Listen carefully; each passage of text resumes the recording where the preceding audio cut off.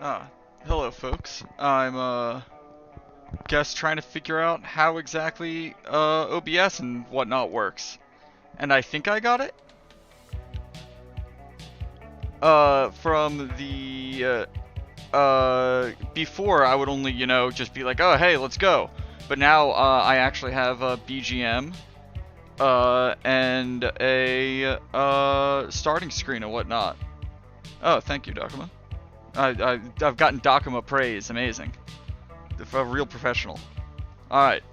Yeah, so like I said, I'm gonna do my general normie Call of Duty gameplay, as that is sadly when it comes to games, I am the lowest common denominator. I've been playing Call of Duty as like my main title since like Modern Warfare 1 in like 2007, such is life. But I do play hardcore.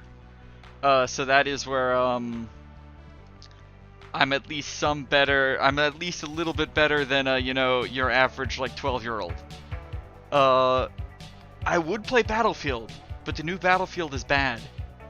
So I'm just gonna suffice with this for now. But yeah, so this is normally doing more. I have a nice, as you can see, a nice Greek woman I play as. The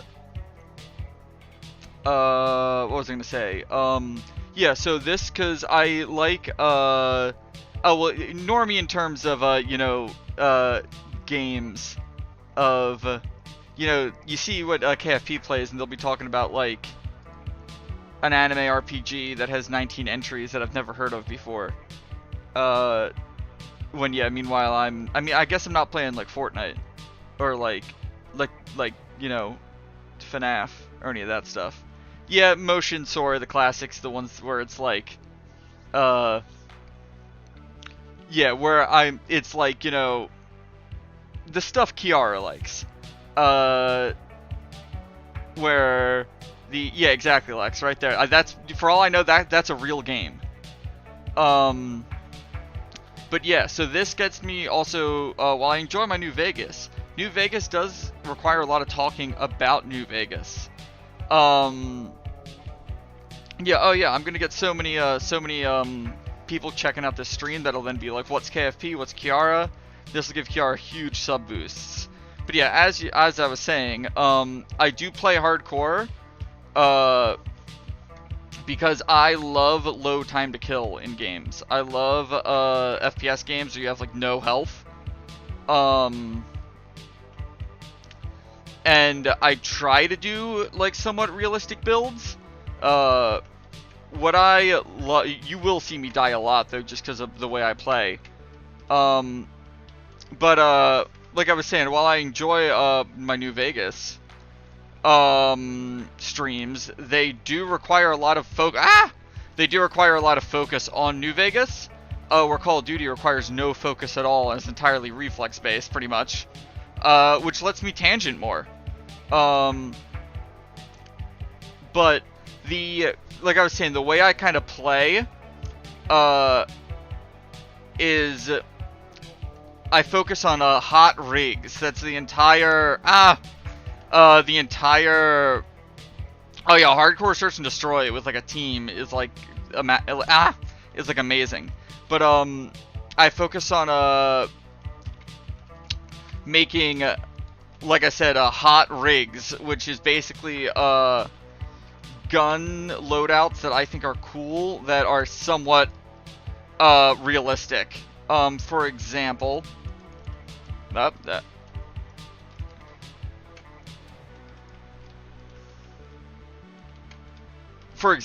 I'm really into recently. You'd think in a gun setting I'd tangent about Kiara, because I normally tangent about guns in a Kiara setting, but I tangent about guns in any setting. That's the fun thing. But yeah, well, I guess in this it's not even a tangent. It's on topic for once.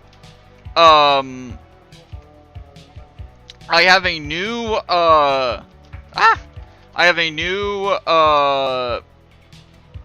I wouldn't use the term fetish, but I guess that's the closest thing. For short-barreled, fixed-stocked, like, carbines. So normally, in a situation where you, yeah, well, we're in my world now, where it's actually things where guns are the topic for once. Or, actually, you know, guns will be the topic we've made a new, what's it called? Yeah, I guess, yeah, a Shota carbine, I guess you could call it. Did I just shoot a teammate in the back of the head because he jumped in front of me? We did in the Discord make a new channel for history and weapon discussion. But back to my my carbine discussion. Normally, if you want to make in a military setting, if you want to make a gun more, oh yeah, that's, everyone's just gonna flood into that there. That's, employee lounge is done.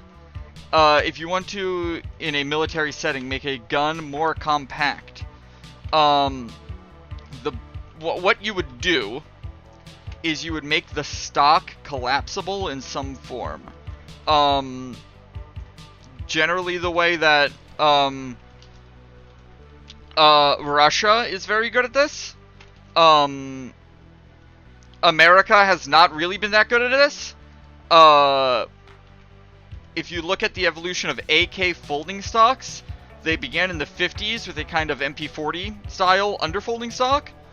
On the AKS, well, the AKS 47, and then in which is the milled version, and then when you get to the stamped version of that gun, which is the AKMS 47, or just the AKMS, those have the underfolding stocks. Like I said, were like found on an MP40. Then you have what on the AK-74, well, I guess the AKS-74, you get the side folding triangular stock. Was that a? Okay, yeah. You get these side folding triangular stocks, which are much sturdier and are apparently much nicer to use, and aren't much worse than a fixed stock. But then you get into kind of the prime AK folding stock, which is the 90s AK-74M stock, which I am missing every shot there. Oh my god, I missed like 10 shots on that guy. That was terrible. And only one needed to connect, and I missed every one. But continuing, so the AK-100 series, which begins as a variant of the AK-74M from the mid-90s, all use the same stock, which is a black polymer stock that is in the shape and form factor of a fixed stock, but is hinged to allow for folding. Now, why you would want a folding stock is for like your average soldier, doesn't matter much in like World War II or whatever. But now war is very mechanized, especially the Soviet army was very, very mechanized, to where like armored troop transport to like bring guys in and out fast. So you want to be able to have a situation where you can easily deploy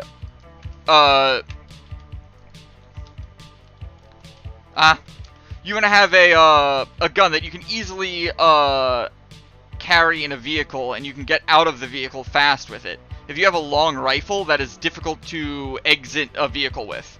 So if you allow the stock to fold, yeah, when you're stuck in an APC, you want having a long rifle is a problem. So you want to be able to make the gun as short as possible in that vehicle, but then have it be a standard rifle when you get out of the vehicle. Like I said, Russia is very good at this.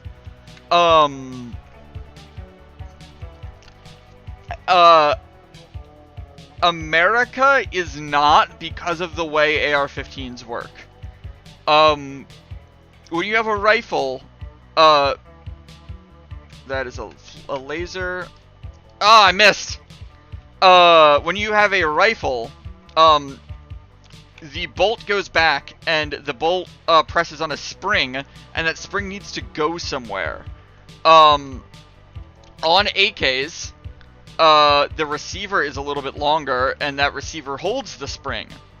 On AR-15s, the overall gun is shorter because that spring goes into the stock. Now, the problem with that is that means you can't have the stock fold, because if you did, hey, let's go. If you did, have the, what's it called? Have the stock fold on an AR-15, you would be folding the spring away, which will only make the gun fire one shot and then stop working. So the best you can do is let me actually, I can show you in the creator class. Well, nothing. Well, yeah, I guess the creator class, but like the gunsmith up here.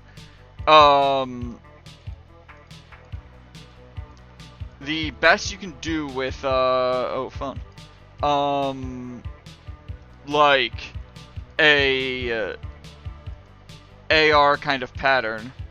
Come on, people. Let's hurry. Okay, there we go. Is you can see, like, on this, like, stock here, this can slide back and forth, so you can make that as short as you want to, but you can see on, like, this tube always needs to be here on an AR-15. So, like, this is the best you could do at making it short, but that's still a lot sticking off the back compared to, like, an AK where you can just take it off.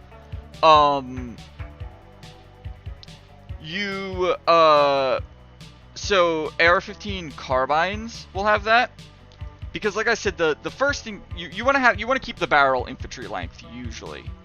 So you have, like, a carbine, right? So you'll have, like, a short barrel, and then also when you're doing the carbine, you will make the collapsible stock. Because the first thing you're Canada does a very interesting thing, where Canada has a gun. The current Canadian service rifle is the C7A2. Now, what's interesting about the C7A2 is that it is an M16, like a full 20-inch barrel M16, with the stock of an M4 carbine. So the idea behind that is you have the velocity of the full-length rifle barrel, because 5.56 is supposed to be fired out of a 20-inch barrel. Like, it's still good in, like, a 14.5, and it's okay in, like, an 11-inch barrel. But it's supposed to be in a 20-inch barrel. It performs its best when it's in a 20-inch barrel. So, like I said, Canada's, like, frontline service rifle is a very weird thing, because it has the 20-inch M16 barrel, but then it has the carbine, like, folding stock, so it looks like an M4 carbine with a really long barrel. But, like, on paper, that is kind of the how you would want to do it, because you fold the stock out, because once you fold the stock out, it's fine. It technically isn't as strong as a fixed stock, but it's good enough to not really cause issue.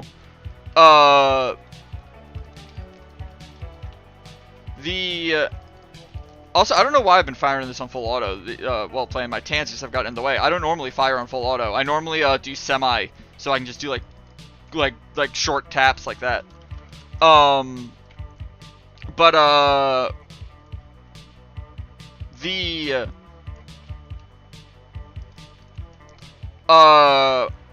now the detriment of using a carbine like that, carbine stock, there is really only one main detriment, aside from, like I said, like I guess like strength, but it's not like, you know, you're using your rifle as like a ladder or like a step stool. Though some Alpine-based guns from like the World Wars, like Italian and like Austrian like Jaeger rifles, did have provisions on the stock to reinforce the stock if the stock needed to be used as a step stool while going up, like I said, like the Alps. Got him. All right, that was a nice little cowboy duel there.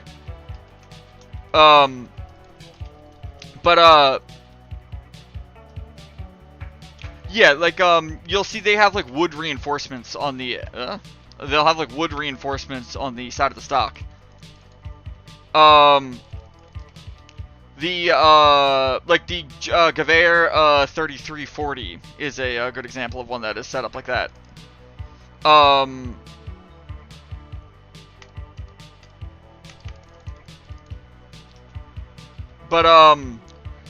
So the main thing that you're gonna lose out on is that if you have a longer stock, remember how I said that tube needs to be in the M16 stock? Well, the tube is shortened a little bit to fit the M4 stock on there. Oof. Meaning that because the tube is slightly shorter, the impulse of the travel of that spring in the stock changes. And what that does is that you will feel a little bit more recoil in a carbine length buffer tube versus a rifle length buffer tube. So it's a little bit more unpleasant to shoot, but not really enough to matter much on like a military scale. There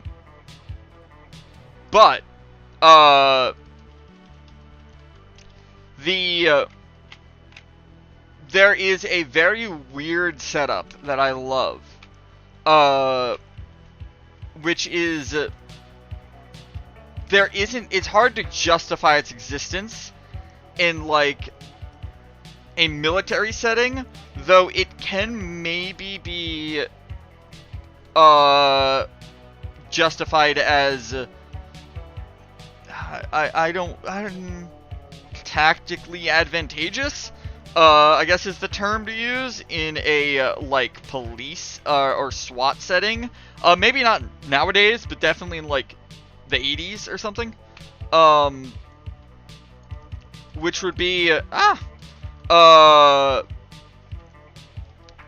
having a M16 style fixed stock on a carbine. Like, so where this idea would originate from is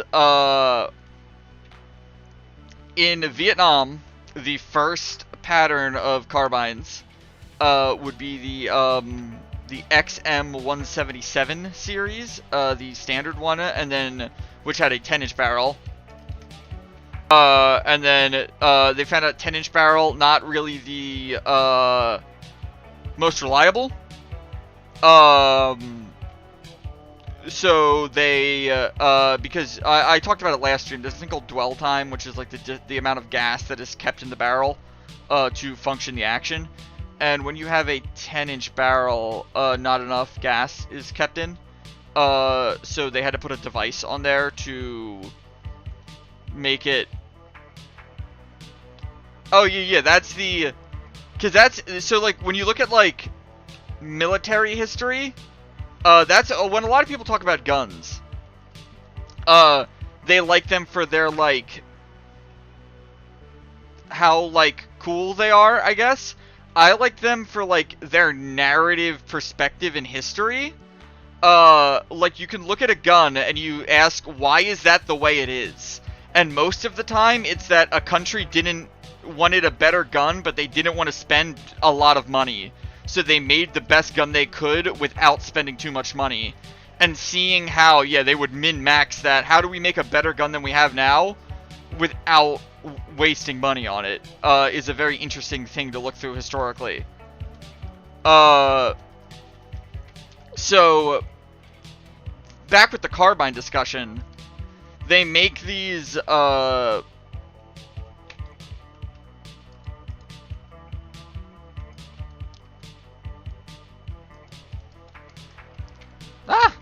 they make these, yeah, a lot of it is just, like, weird budget stuff.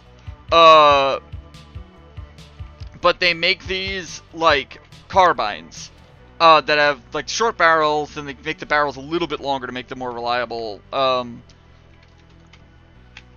And they're supposed to have the carbine stocks. This is actually where the carbine stocks come from, is these guns. But the weird thing is, if you look at pictures in Vietnam, there are pictures of guys who have taken these guns, and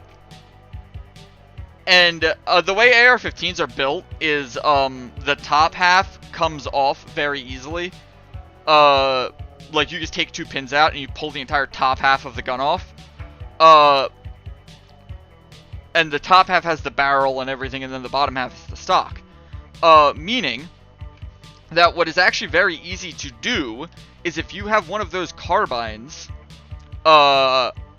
you can take the top half and take the bottom half. Remember how I said those the stocks are mainly for vehicle use? It's mainly so that you can, you know, jump out of a helicopter or something. Well, when you are in Vietnam and you are, like, a special forces guy, yeah, Vietnam was filled with, like, yeah, that's a good way to put it, like, Frankenstein guns. When you take the top half, well, like, when you have that out there in the field and you're already out of your helicopter, that carbine stock is not always the best with that carbine, like, buffer tube. So what you have images of like, pictures of guys doing. I could actually throw one together, well, a similar build in the game right now to show as an example. If you look, let me just create a quick, where is that? Yeah. So if you look, this is going to be based on an M16A4 that I'm doing right now, but imagine it's a Vietnam era A1. So yeah, like, going in to Vietnam, the gun would look like, if you jumped out of your helicopter, your gun would look like that, right?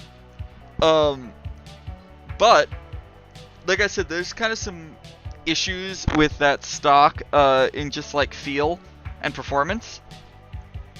So guys started doing this, and this, like, setup right here I love.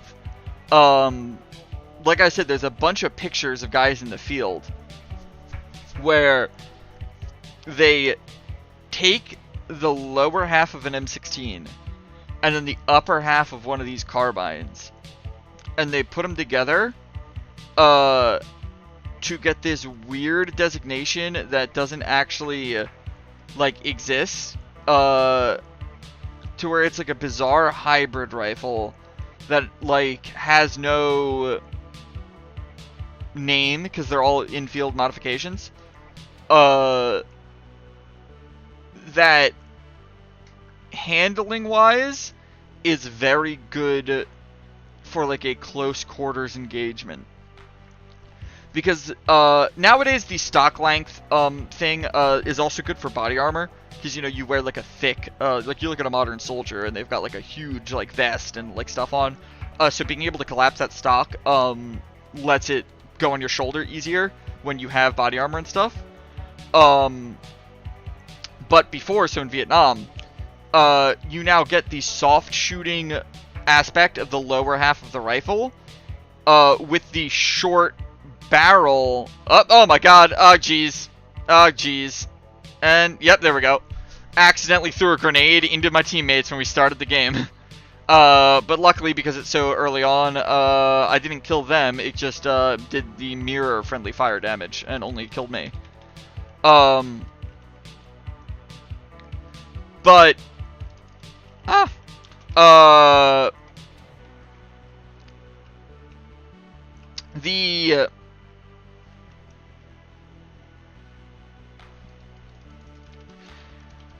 the like that configuration, technically the closest that there is to that configuration. Remember how I said that they had to put a thing on the front of these M16s to make them, like these little carbines, to make them work better because of the gas system and stuff? Well, I mentioned this last stream. I was talking about these. They realized that, wait a minute, after a couple years, after like 5 years of, I don't even think 5, I think like after like 3 or 4 years of doing this, somebody made the realization that they were like, wait a minute, why are we giving this an 11.5-inch barrel and then putting on a 3-inch long brake, like a 3-inch long like muzzle brake that vents gas back into the barrel, to make it more reliable, when meaning that the overall length from the end of the receiver to the end of the barrel is now 14.5 inches. Why don't we just put a 14.5-inch long barrel on it in the first place, and that would solve the muzzle issues, and they'd actually have rifling and, you know, velocity and whatnot. So they realized that that short barrel with that, like, brake thing on it, was actually, like, didn't need to exist in the first place. It was the wrong way to solve that problem. The actual way to solve the problem is just make the barrel longer. So they do this in about like 1970. The U.S. Army doesn't really get any of these immediately. Some special forces do, and some police do. Canada buys a decent amount. A lot of them go to the Philippines, and to this day, you will see them in police and military use in the Philippines. But there are 4 configurations of this carbine. It is the early Colt 650 series. Now, of these, there are 2 parts that change out. M16s have a thing on them called a forward assist. You can actually see it if you look when I spawn. See right on the bottom right, it's like above my index finger, that little like bullseye thingy. Actually, no, you guys can't see it because my model's on it. You can see it when I move a little bit to the left, but basically, it's a thing that if you can't get the bullet in the chamber, you press that and it forces the bullet in the chamber. And the validity of having that on a rifle has been dubious, and whether or not it is needed or potentially detrimental has been discussed since its invention over like 60 years ago. One notable thing is it makes the gun very hard to charge when you're left-handed because it gets in the way of the bolt.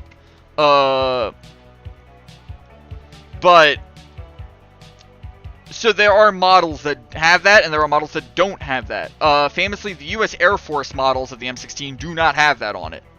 But the other branches have it. But basically, Colt makes a couple of carbines in the early 70s. The 653 and 54 are kind of the proto M4 carbine. They have 14.5-inch barrels, and they have carbine stocks, and they aren't that much different than what you would think. Like, if you go to the store and buy an AR-15 today, like off the shelf, it's not going to be much different than a Colt 653, which is over 50 years old. What the difference between those two, like I said, is the forward assist. The 653 is the one that's all over the Philippines.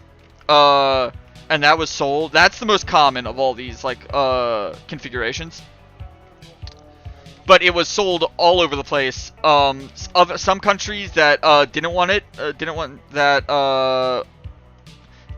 the forward assist would buy the 654.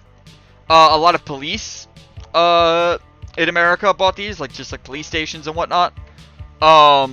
Very popular, just like configurations for pretty much setting the standard of what a AR-15 carbine would be. Now, the 53 and 54 are, like I said, the standard. The weird, interesting ones are the 51 and 52. What's the 51 and 52 is they are the only official Colt fixed stock carbines. Meaning that they're not exactly the Vietnam, like Frankenstein in the field guns, that, cause those had the 10.5 and 11.5 barrels. These have the from the factory 14.5-inch barrels on factory, fixed, M16 stocks. So, like I said, I could probably actually show one in the gunsmith when this game's done. That is a very, like, it's a very strange setup, because like I said, if you're going to be shortening the gun, the first thing you shorten is the stock, because you can. The reason to shorten the gun is to use it in like a vehicle or confined space. So there's a very weird, and like that vehicle stuff, like the military might need to use it in a confined space. They will need to get out of a vehicle with it, quickly. Where you have an interesting situation, is police use, and guards and whatnot.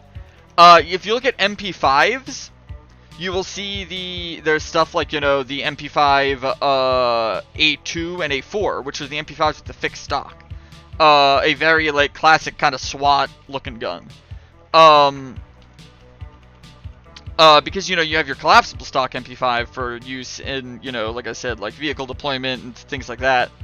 Or body armor, or just where you have to be, like, tight. Where you have like an embassy guard or something, who needs a gun that is set up for the close quarters that you will find in like an embassy, or like a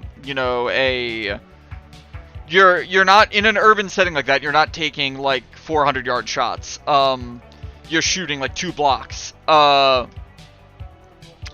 And you aren't going to be. You might need to go in like an office room, you know, somewhere where you legitimately will now need a short barrel to, you know, like, check a corner, stuff like that. And the carbine stock doesn't really give you an advantage there. Unless, we are talking about a situation with body armor, but you are not in a place, like I said, like an embassy or like a government facility. You're not expecting, like, heavy resistance to the point of, like, soldiers. you're expecting like perhaps like a terrorist kind of situation, which would suffice itself better to having having like a full like plate armor on, and that would be very heavy for standing around all day. Or like I said, like police aren't going around. They have like a Kevlar vest for knives and pistols and shotguns, but like they're not trying to stop like a machine gun round that a soldier is trying to stop. So body armor isn't really a concern for them, and vehicle deployment isn't really a concern for them. So they do not need that adjustable carbine stock. Where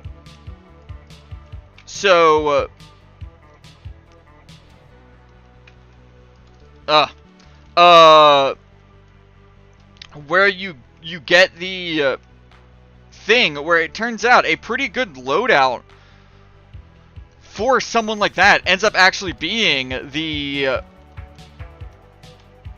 kind of min-max loadout. I mean, obviously, if you are running one of these things, you don't care about min-maxing. You say, what's the most effective one I can get for the best price? And you say, oh, what's that? Everyone's buying Colt 653s. I guess the Colt 653 is good enough. I'll just buy that. So you just buy that. Now, like squad police, like a patrolman, they do have to pull the gun out of their car. So yeah, a carbine stock for that would work. But like I said, like a breaching team, or like or like somewhere where you are going, you will be standing around with the rifle, and expect to use it in a close quarters environment, then keeping the ergonomics of the rifle platform, but just shortening the barrel down, is a pretty good kind of setup. Like, if I am in New Jersey, and New Jersey is the most difficult state to get firearms in, and when you do, you have to get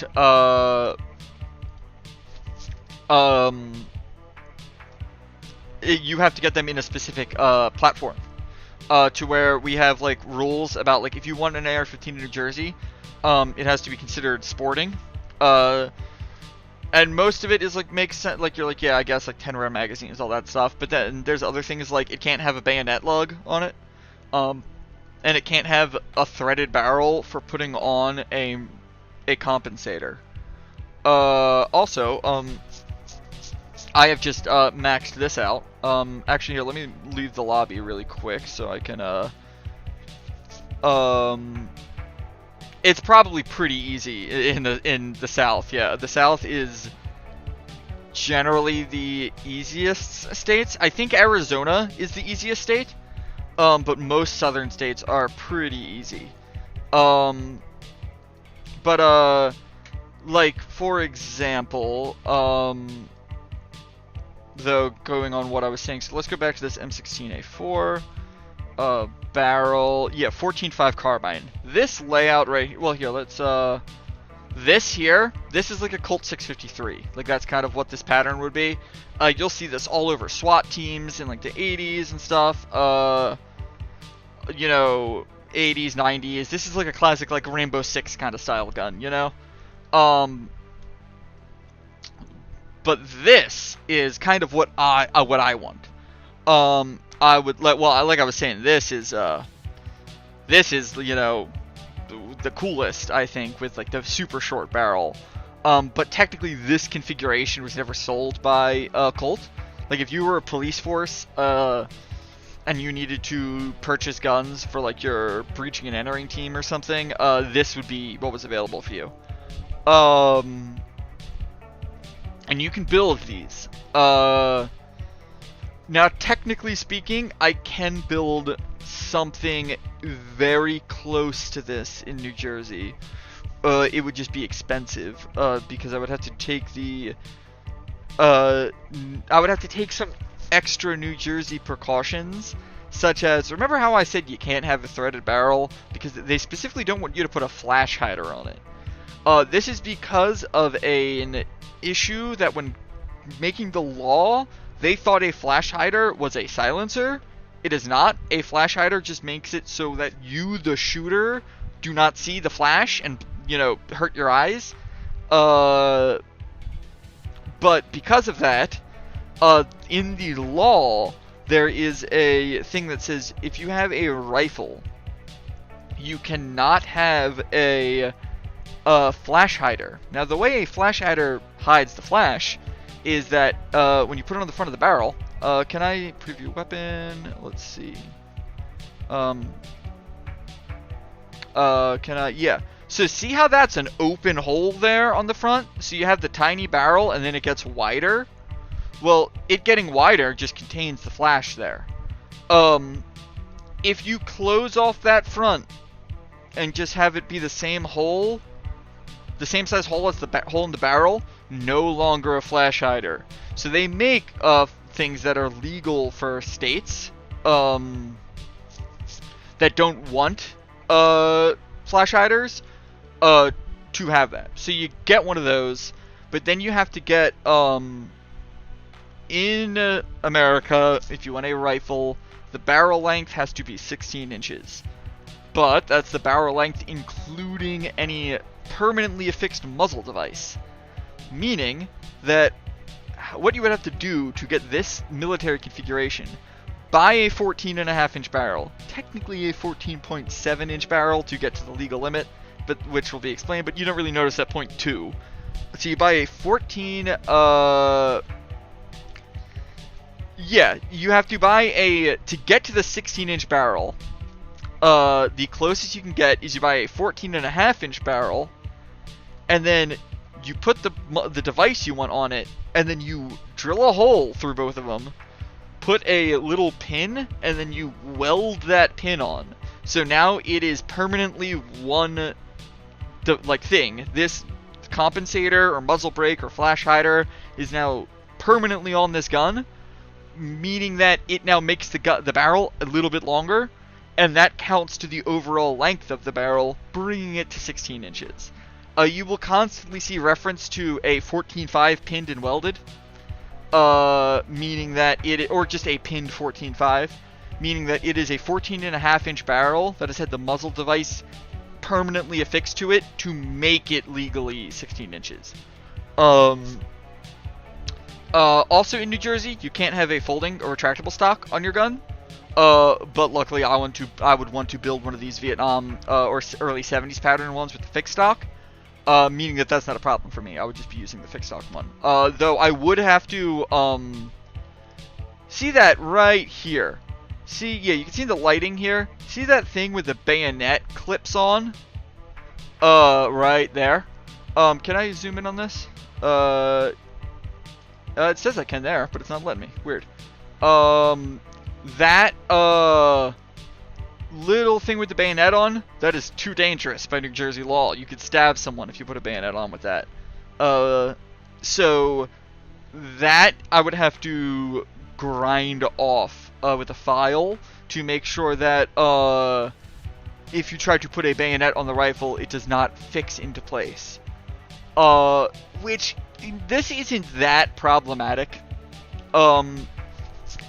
To build one of these, it would maybe cost like $1,000. It is just annoying because outside of New Jersey, you could maybe get one of these for like $500 in this configuration if you just go like with the cheap stuff. But in New Jersey, you have to do a little bit of time. You have to have a gunsmith kind of work on it a little bit. Because the thing is that, so that thing about putting on that compensator or flash hider to make that barrel get to 16 inches, the annoying thing about that is, if your barrel already is over 16 inches, you don't need to do that. If you just want to build an M16 with like a Vietnam style M16, go for it. Just have the normal barrel, and you can just put the thing on. But the barrel's threaded for the M16 flash hider. Remember, in New Jersey, you can't have a barrel that can accept a flash hider, meaning that even if you want that long 20-inch barrel that is legally long enough, in New Jersey, you still have to permanently affix the not flash hider to prevent yourself from putting on a flash hider. So if you're going to be permanently affixing a muzzle brake anyway, why not just go to the one that, you know, it's like, it feels like a waste to pin and weld on a 20-inch barrel. If you're going to be pinning and welding, which you have to, then just go all out and do the carbine length. And then get the fixed stock so you can have the kind of the weird, now they do look a little funny, the ratio, sometimes, because the stock, from like an artistic perspective of the lines of the gun, the carbines aren't supposed to have this long stock on it. So they can look a little funny. Where, you want a good ratio of the stock area, the handguard area, and then the exposed barrel. The worst are a 16-inch barrel on a carbine handguard with a full stock. Those look super weird. This area will look far too short, and this area will look far too long. There's a designation which was invented in the late 80s called a mid-length gas system, which is, this here is like 10 inches, like the front sight post, because the gas system is in the front sight on F-16s. This is about 10 inches past the receiver. They are about 16 inches past the receiver on a M16, like a full rifle. There is a setup where you can get that in the middle at about 12 inches and then have a 16-inch barrel, and it runs really well, and it looks actually decently proportioned. You can even get it to where you bring it down to like a 14.5 inch with a mid-length gas system, and that looks very nice in a retro kind of setup. Like you're like, that's kind of like, you look at that and you're like, mate, this is what they should have done when they updated the M16 in the early 80s. Like, it's very nice, but it isn't technically historically accurate. It could have been done. Like, you could have built that with the technology available in 1982. But they didn't. It's a modern thing kind of looking back. What they did do, there's an interesting thing called a dissipator. I've mentioned it in the previous stream a bit, where what it is you just take an M16 that has that extra barrel coming off the front, and you just chop it off. And then you open up the gas port to allow more gas in. And these look very cool because they have 16-inch barrels, but they have the long sight radius of the standard rifle. So the sight, like the barrel, cuts off right at the end there, with the full rifle length sights. The California Highway Patrol bought a bunch of these in the 90s, and they had two configurations. One with the fixed stock, which is like one of the coolest looking guns, I think. And then one with the carbine stock, which, while still cool, is a bit weird. It's kind of like those Canadian rifles that I talked about, but if you just chop the front off. But that's enough of that M16 tangent for that. What we are doing now is, in the game, one thing I love about this game is they set everything based off platforms. Actually, here, hold on really quick, actually, back on that M16 tangent. I can actually set up gunsmith, stock. Yeah, see this? This is kind of what Canada's running. This kind of setup, to where they have the collapsible stock, but then with the full M16 barrel. But what I was saying, as you can see here, the way that they are doing yeah, the long barrel short stock, so that it's easy to use in a vehicle, but you still have, but it's still a rifle. It's not a carbine. It still has the rifle length barrel, but it's a rifle that is now easy to move with. But as you can see, the way that this Call of Duty, they have a kind of modular attachment system which goes around with the lower receivers of guns, which I kind of love. This is the AR-15 family. Technically this gun here is an AR-10, but don't worry about that. This is because this one's in 308. So you can see here's the M16, here's the M4 carbine. Here, this is called the 5.56 Icarus. I can't remember what this is in real life, but it is a belt-fed upper receiver that you put onto M4 carbine lowers. As you can see, it is an M16 that has a belt-fed upper. And you get attachments by using the different guns for the different like classes that they're in. So I now, to get the fixed stock, so that I can put a fixed stock on my carbines, I need to use this now. So yeah, I'm gonna be now running around in hardcore with that, like. Oh, that's another thing. As you can see here, another good reason to have a shorter barrel is to put a suppressor on it, because the suppressor, you know, is gonna add overall length. And having a suppressor actually makes those like 10-inch barrels that have issues cycling easier to cycle, because the gas pressure from the suppressor going back. So like, I mean, like that setup that you literally see on screen, my Greek woman holding, would be an amazing, like, you know, like SWAT team has to clear a house like rifle. It's got the sturdy fixed stock with the low recoil, and then it's got a suppressor, making the reliability and the overall length is short while quiet. You know, because it's about as long, like a 10-inch with a suppressor is going to be about as long as a 14.5-inch without a suppressor. So it's like, that's very nice for like moving through like a close quarters environment where, you know, you don't want the gun rattling around and stuff.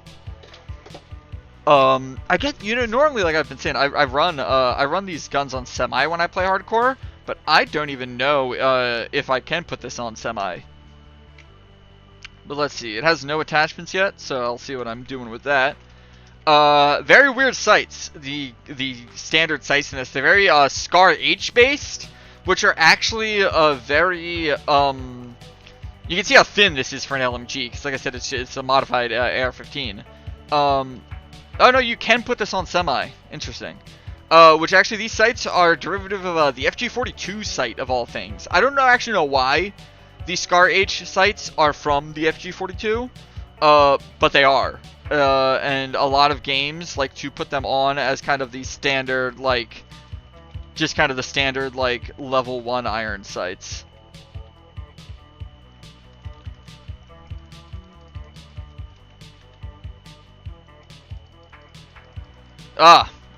That one thing I do love, when you're climbing and like holding onto things in this game, you can use your pistol. And like, that's great to me. There have been so many times where I've like dove and caught onto something and then, you know, held onto it and then fired my pistol.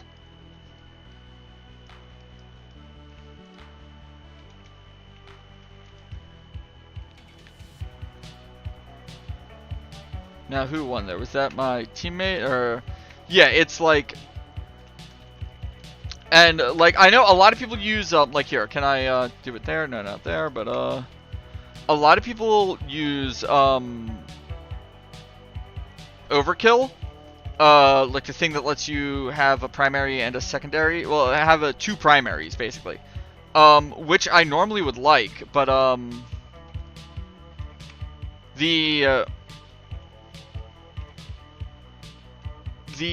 what I like about the pistol is that it draws very quickly. like you can see here, like you could, like, that's pretty fast for an emergency situation of like, oh my god, what was that? Of I need to draw this gun and fire it. The pistols draw faster than the primaries. Oh, hello. But yeah, the pistols draw faster than the than a second primary. And that is I am not very like active on you know, being like, oh, well, sometimes like if I'm like doing like a oh,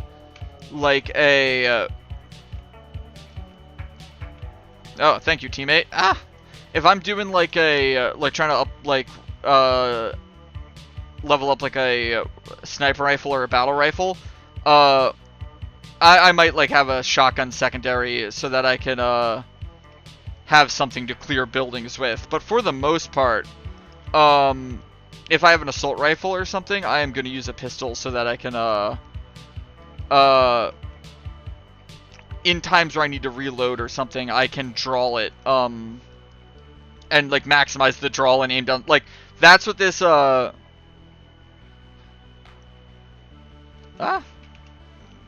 this where is that guy that was shooting me from the left? But I have this entirely maxed out for draw speed. Because draw and aim speed, because in hardcore, at pistol distances, the Desert Eagle is a one-shot kill.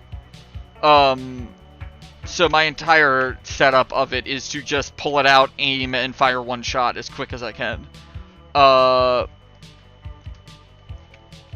So it's like, and the funny thing is I normally dislike using like stuff like that in games like Desert Eagles or whatnot. But it's just kind of so perfect for hardcore here that it feels great to use. I wish there's a revolver in this, and I wish it was not the revolver that it is, and I'll discuss that when well, actually no, you don't really need to see it. So you know, every game will put like a Magnum revolver in the game as like the big powerful revolver, and I hate the choice that they have for the Magnum in this. It is, of all guns, a Smith & Wesson 500, which is a 5-shot. The name of the gun is the same name as the bullet, Smith & Wesson 500, and it is a 50 caliber revolver cartridge. That,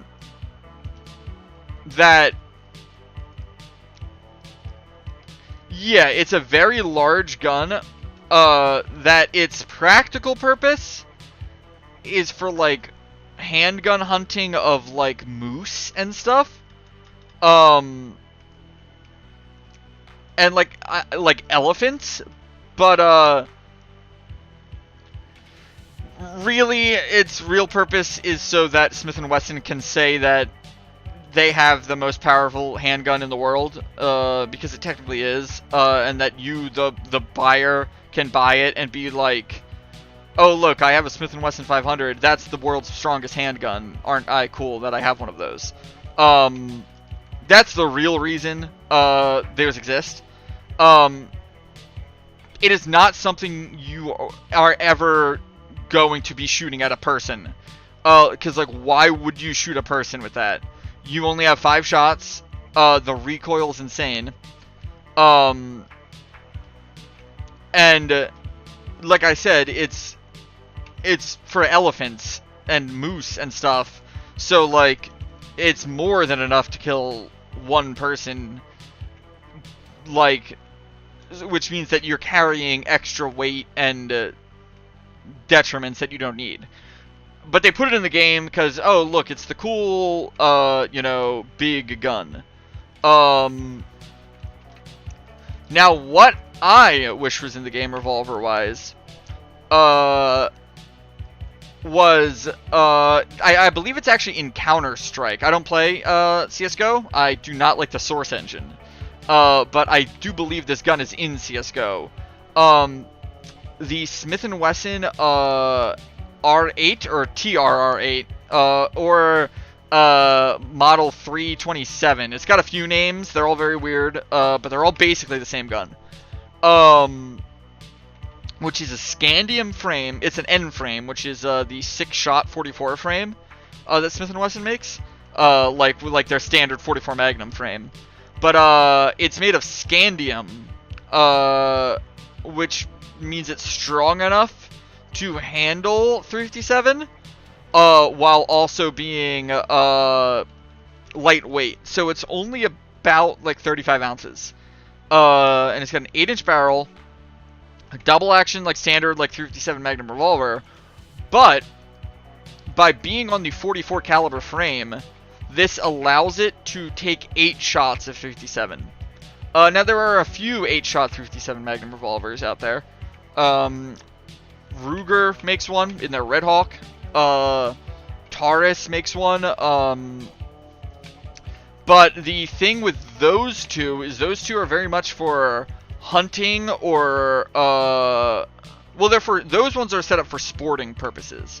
Like they're all steel, so they weigh a decent amount, and they are like stainless, and they're just set up for, I think the Taurus is just set up for iron sights. The Ruger has rings for a scope. So you can put on like a 2-power scope, again for like, animal hunting. Like you can hunt deer with a 357 Magnum revolver. So get like the Ruger one, put a 2 times handgun scope on it. Now you're good for handgun deer season.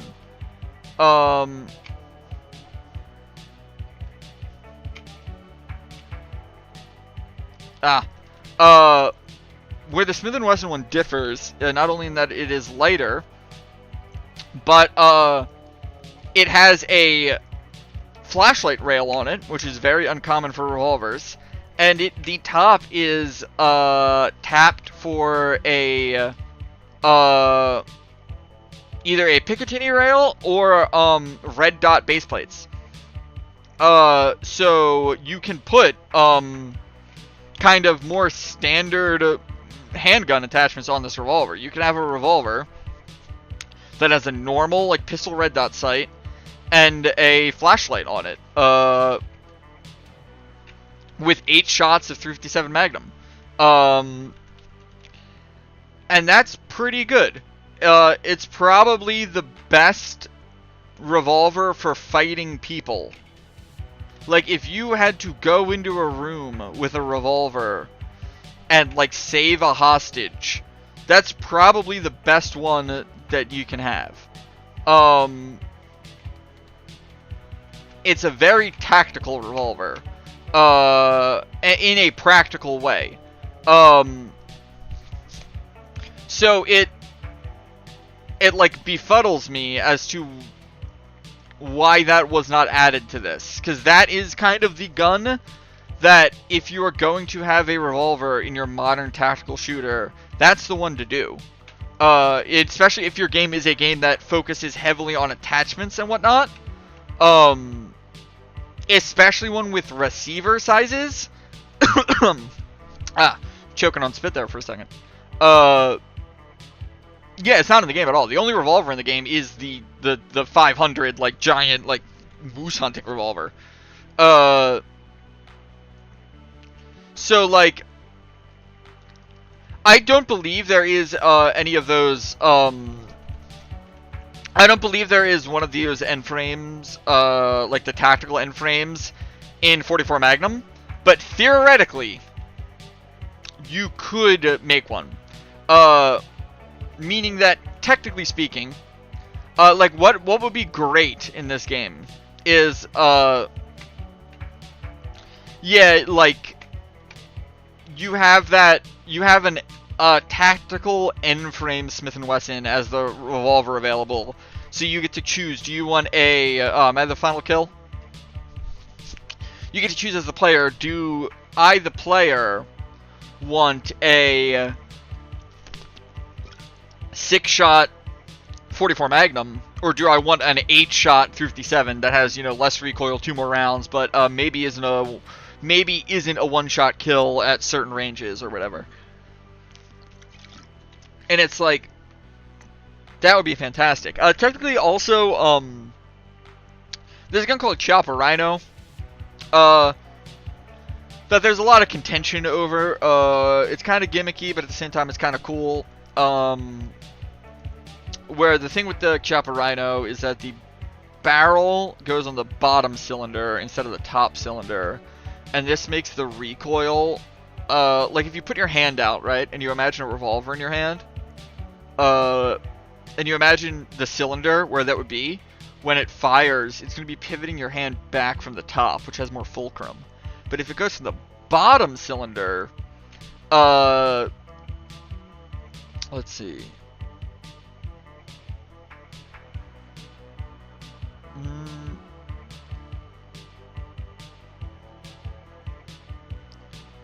Where is, yeah, that'll do for that. Yeah, if you go for the bottom cylinder, the recoil is going to be much more in line with your arm, and it'll go, instead of pivoting on your hand, it'll just go back, which means that you're back on target much quicker. And the thing though is that bottom thing, technically speaking, if the gun explodes, it's right above your trigger finger, which is not where you want the gun exploding. So that is one fear people have with it. Now that's very rare. Most of the time, guns don't explode. But that's not the gun you want to have explode.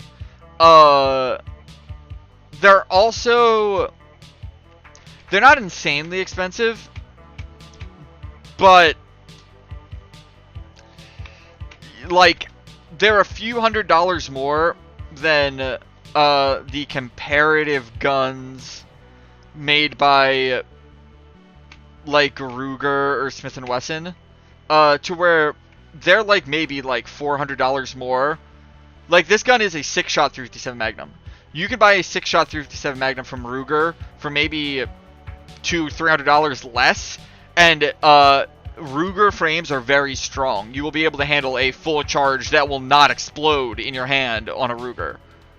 Oh no, that's a teammate.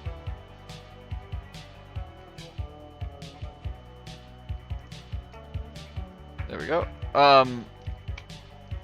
So most modern revolvers were designed on frames from the 80s. Alright? Ruger, if we're talking like a Ruger frame, a modern Ruger is going to be a GP100, which is from like 1987. A modern Smith & Wesson is going to be an L frame, which is from like 82. Stuff like that. Tauruses are also going to be from the mid to late 80s, early 90s. Colt is using frames from like the 50s. But Colt, it only really sells revolvers for novelty now. Like Colt sells revolvers so that you can say, I have a Colt Python. People who buy Colt Pythons don't really expect to use a Colt Python. They expect to tell their friends that they own a Colt Python, you know? Where, like, the Chopper Rhino is like the only, technically that end frame, like the frame that's like the 8-shot 357 Smith & Wesson frame, that frame is from like 1905. The end frame's very old. To where there were end frames used in World War I. But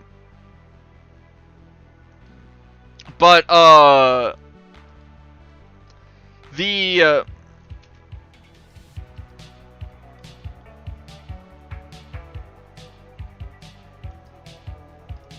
that felt like, yeah, that felt like what's it called? Black Hawk Down there for a second. But the thing that the everyone talks about, you know, the Chopper Rhino's big thing is that it's got you know, that underbarrel, like that bottom cylinder barrel. That is not its main interesting thing to me. To me, what makes the Chopper Rhino interesting is that, being a modern revolver design, it has an integral rail in the barrel. Meaning that any Chopper Rhino that you go and buy, you can put a flashlight on it. And the 6-inch barrels have a top rail, meaning you can put a red dot on it. So it's like, oh yeah, these are truly like modernized. I mean, they look very like cyberpunk when you put all that stuff together.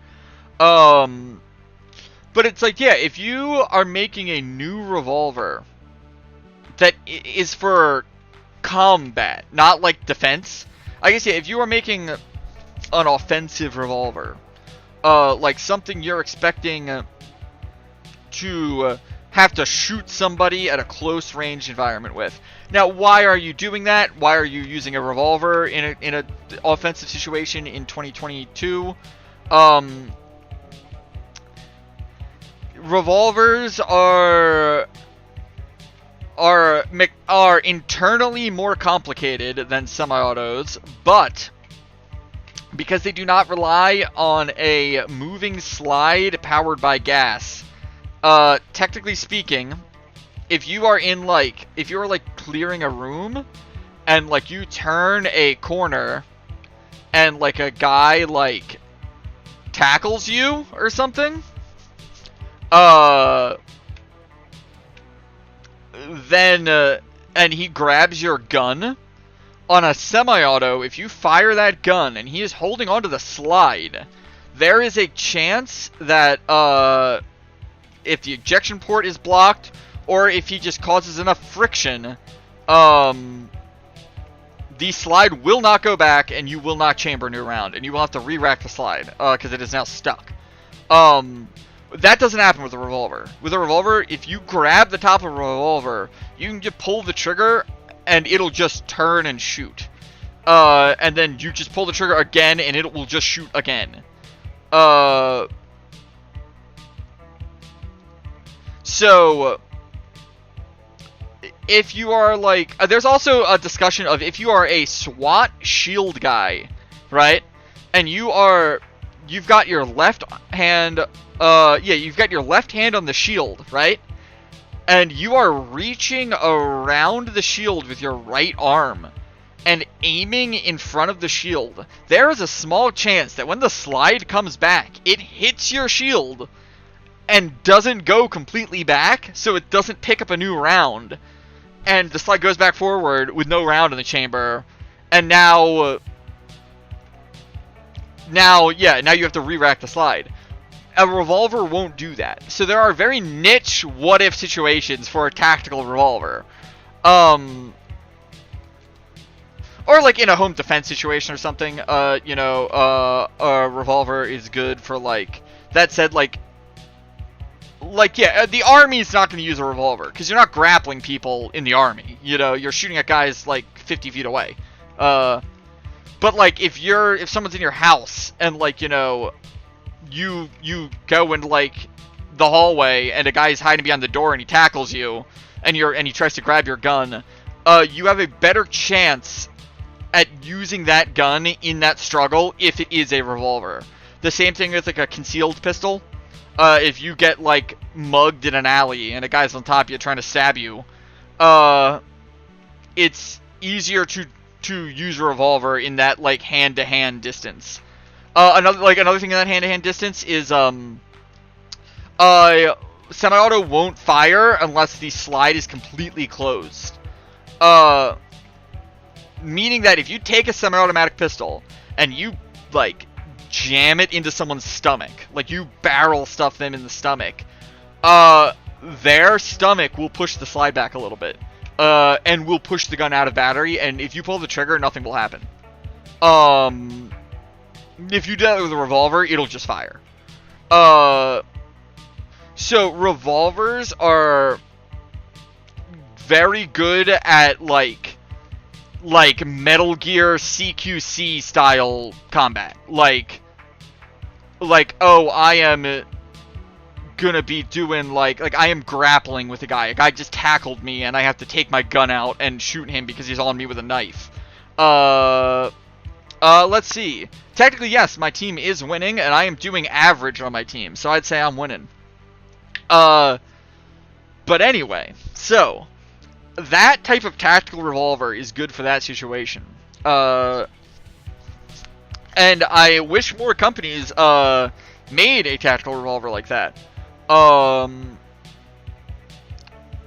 And I do not know why such a thing is not in this game, aside from the fact that, like I said, they just put the, like, for all I know, it'll show up as DLC or something, but they just put the revolver in this game is just the world's most powerful revolver, so it just seems cool, so I guess that's why they put it in the game.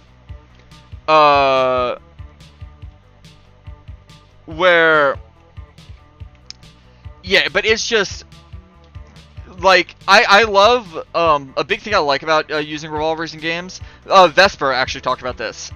Vesper, and, Altair were talking about, playing Hunt Showdown. And, Altair, because, you know, Altair, like, played, like, a lot of FPS in his, like, past and stuff. But, like, stuff like Overwatch and a bunch of things. I think he's played this game a few times. And now I like a nice modern shooter. I like the fast-paced, you know, run around, you know, you see movement, you flick to it, you fire a burst. But something that I've never heard anyone else except for, yeah, let's go. Something I've never heard anyone else except for Vesper say, and when I heard him say this, I was like, yes, like, he gets it, you know, is that if you play a game like Hunt Showdown, which is the FPS game that Vesper and Altair play together, and Vesper says he, like, if he dedicates to an FPS, he wants it to be that one. Something that he really appreciates with that is that when you have guns of that era, like late Victorian era, or there is here we go. I have to the game just got an update. Let's close that and restart the game then, because the game just updated in mid-play. Let's see. But yeah, the like how would you describe it? Like, there's a French word. Let me see what it is. Oh yeah, Hunt is great. We should probably play it together sometime. See how that can go, because it's great with teams. It's because the Victorian era technically goes back to the early 1840s. I don't know how to pronounce this in English. Like the Belle Epoque, or like the Belle Epoque. Period of French history, which is about 1871 to the start of World War I, and that era is just chef's kiss for guns. That is where, just right after the U.S. Civil War to World War I, is where they were like, wait a minute, we know how to make things that aren't muskets now. Oh yeah, there's a bunch of like World Cup stuff going on in Call of Duty right now, which is very weird to me. Like look at this, the Messi bundle. What a time! What a time to be alive.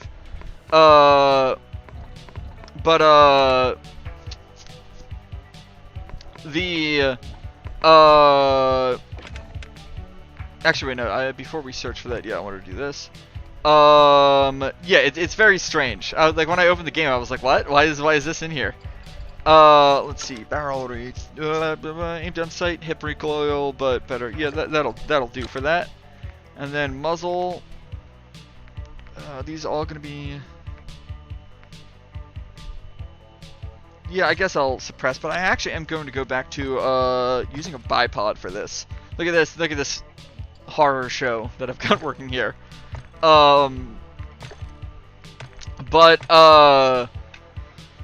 what was I saying? Yeah, so, you know, when you have guns of that era, when they realize that muskets, really, the biggest development in, like, firearms, well, the biggest development in firearms history would probably be the invention of smokeless powder. There's a few weird inventions that happened kind of at the same time. Like a cartridge, like, you know, with a musket, you like put the powder in and you put the ball in and all that stuff in the cap. But the fact that some guy invents a copper case that holds all of that with the bullet in it, like a modern what we think of when we think of a bullet, and like at the same time, a different guy, like you'd think, okay, you invent a musket, and then you invent a bullet that goes in the musket, and then they invent, okay, a few years later, they invent a way to do a repeating version of that, right? That's not what happened. There were guys that were trying to make musket firing repeaters, which is like the volcanic repeater and the volcanic pistol, in the 1850s. And then coincidentally, at the same time, other guys are experimenting with cartridges, and then it's like a peanut butter and chocolate situation where they're like, wait a minute, like, if we combine this technology, we get a lever action repeating rifle. So you go in 1855, the most advanced gun is like a musket, you know? In 1860, the most advanced gun is a 16-shot lever action that you can reload all 16 bullets in like 20 seconds and be back at firing 16 bullets as fast as you can lever the gun. So it's like, wait a minute, we just went from 3 rounds a minute to like 40 rounds a minute in 5 years. It's crazy the way that arms development works like that. If you look at, in 1881, Germany has a single-shot, large bore, so like 40 caliber, single-shot rifle, right? By 1889, so we're talking fire the gun, black powder, big plume of smoke, big heavy slow bullet comes out, open the gun, take the brass out, put a new piece of brass in, repeat. 10 years later, so many inventions happened. They develop small bore cartridges that are ballistically amazing. They get packet style loading, both end block clips and stripper clips. And they get which go inside with magazine loading. And they get smokeless powder, which not only doesn't provide a big plume of smoke. This is it, folks. This is how you play the game.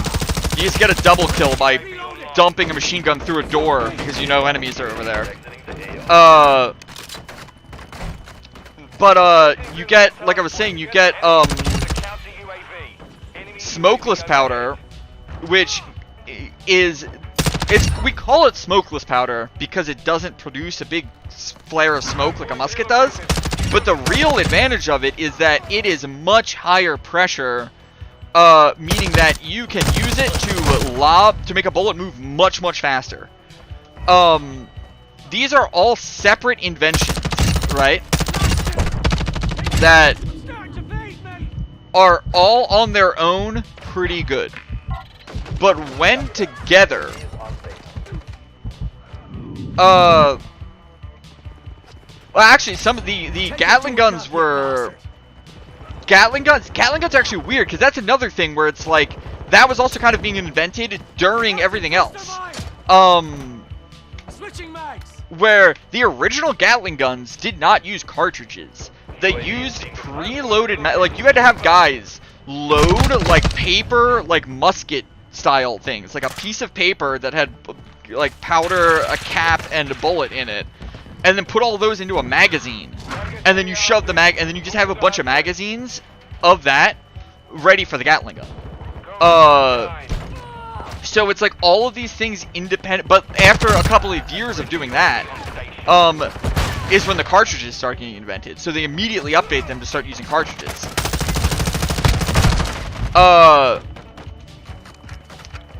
And to where, like, the Maxim, like, machine gun, like, when you think of, like, a World War I, like, machine gun, like, with the water-cooled barrel and stuff, and all that, and, like, the big belt, that gets invented in, like, the early 1880s.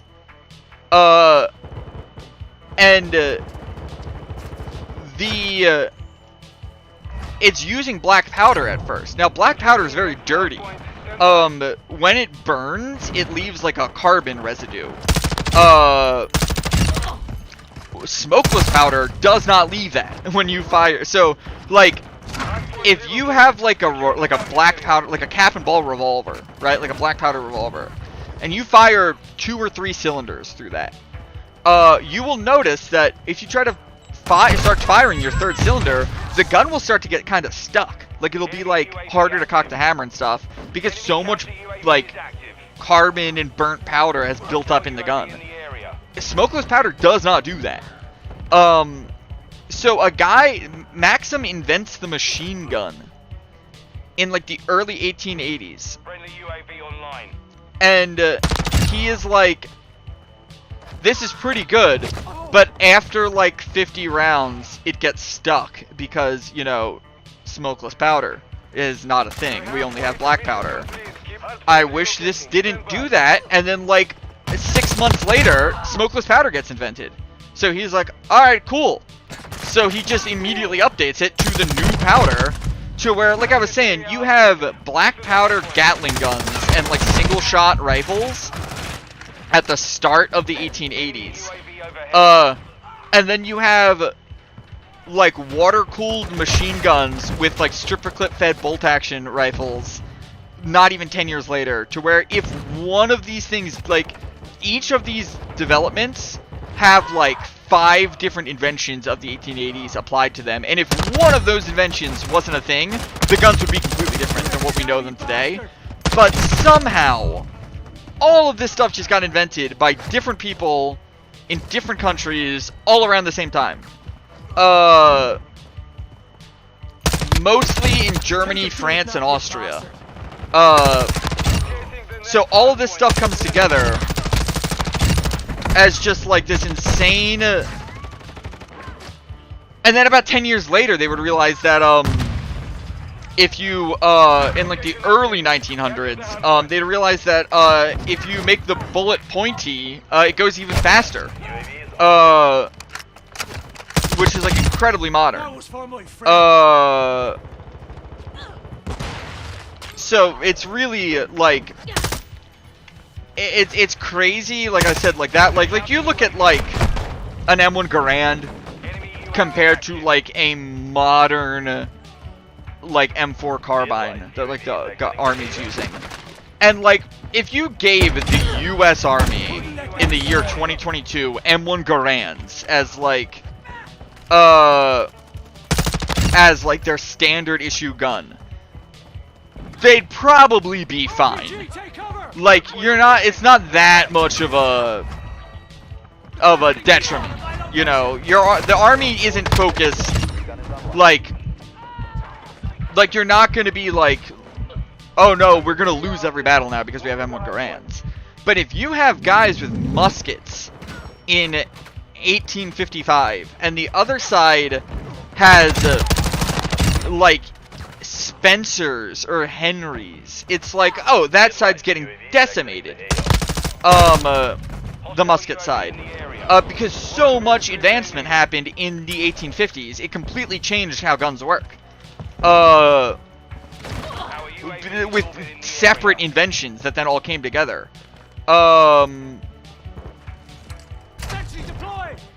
Where, same is like, if you have, like, in the if you had an army from 1890 go up against an army from 1881, or even like,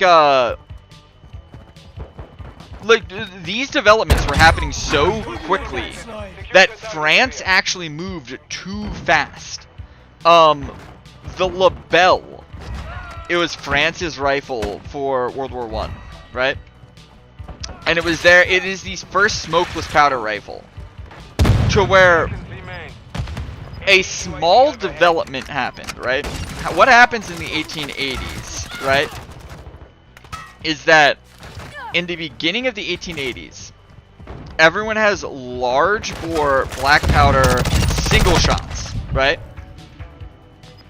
Except for technically Switzerland, because they have their own little weird thing going on. But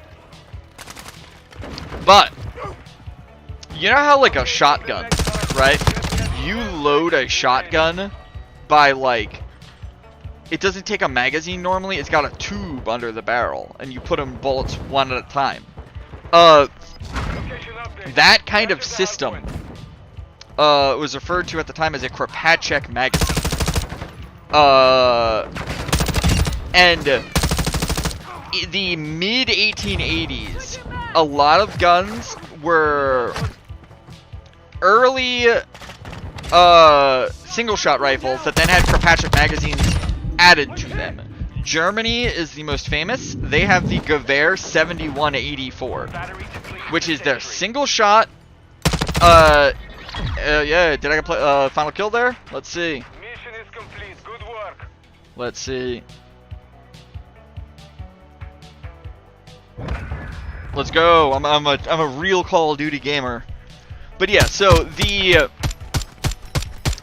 what they do is they take these single shot rifles and then they put a tube on the top in the game as well. This is the power, least deaths on the team. This is the power of rambling about gun development. It gets me in the zone. So what they first do is imagine a single shot bolt action rifle that's got a shotgun magazine, like a shotgun tube slapped to the bottom of it. So, you know, you load them one at a time like a shotgun. But then aside from that, it's a bolt action rifle. This is like the state of the art in like 1885. But then France finds out, they figure out how to make smokeless powder, and they make it a state secret. Like, it is like, do not tell anyone about this stuff. And kind of an issue is because it is a state secret, they are not paying attention to other state secrets that are going on in Austria. What France does is France makes a rifle. They take their normal rifle, which, like I said, is that Kropatschek style gun, where it is a... They figured out that you don't need to make like a... Like, if you look at America at the time, America's using the 4570, which is like a big 45 caliber cartridge. They figure out you don't need to do that. You can do a 30 caliber cartridge and you're fine. So France is like, okay, we're gonna make a 30 caliber tube-fed bolt-action rifle that uses the smokeless powder we have. That's gonna be the most advanced gun in the world, right? So they make this, and they build a bunch of them in secret, and then they come out on the scene and they're like, look at what we made. We have the best rifle on Earth now. Meanwhile, Austria is working on a gun that has a stacked magazine, like what we imagine as a normal bolt-action rifle magazine, that you take a packet of ammo and shove in. You know how the M1 Garand does the ping? That's because that is being held by an N-block clip, which was invented by the Austrians, by the Mannlicher company, Ferdinand Mannlicher. Mannlicher is how Mannlicher, or like Mannlicher is, I believe, how you're supposed, but you know, with the German, like, in like the back of your throat. But I can't really pronounce it well. But so yeah, so Austria is like, hey, we've got this gun that It's a small bore, like 30 caliber, and it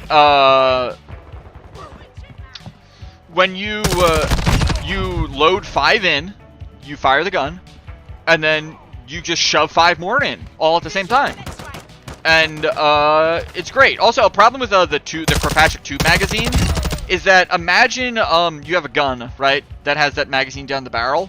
The weight of those cartridges are now distributed along the bottom of the barrel, meaning that the gun, the center point of balance is now going to change every time you chamber a new round. The weight of one less bullet towards the front of the gun every time is going to make the gun change where it balances, which is a problem. The Mannlicher gun prevents this, and it also makes it to where, like I said, you get rid of that issue of, you can now packet load, meaning you can load everything at the same time.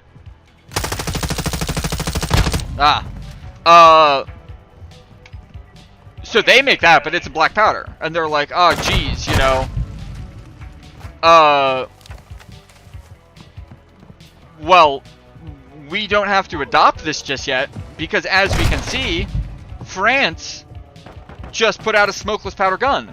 So let's modify our gun a little bit, and now our gun's in black powder, in smokeless powder, and is pretty modern, to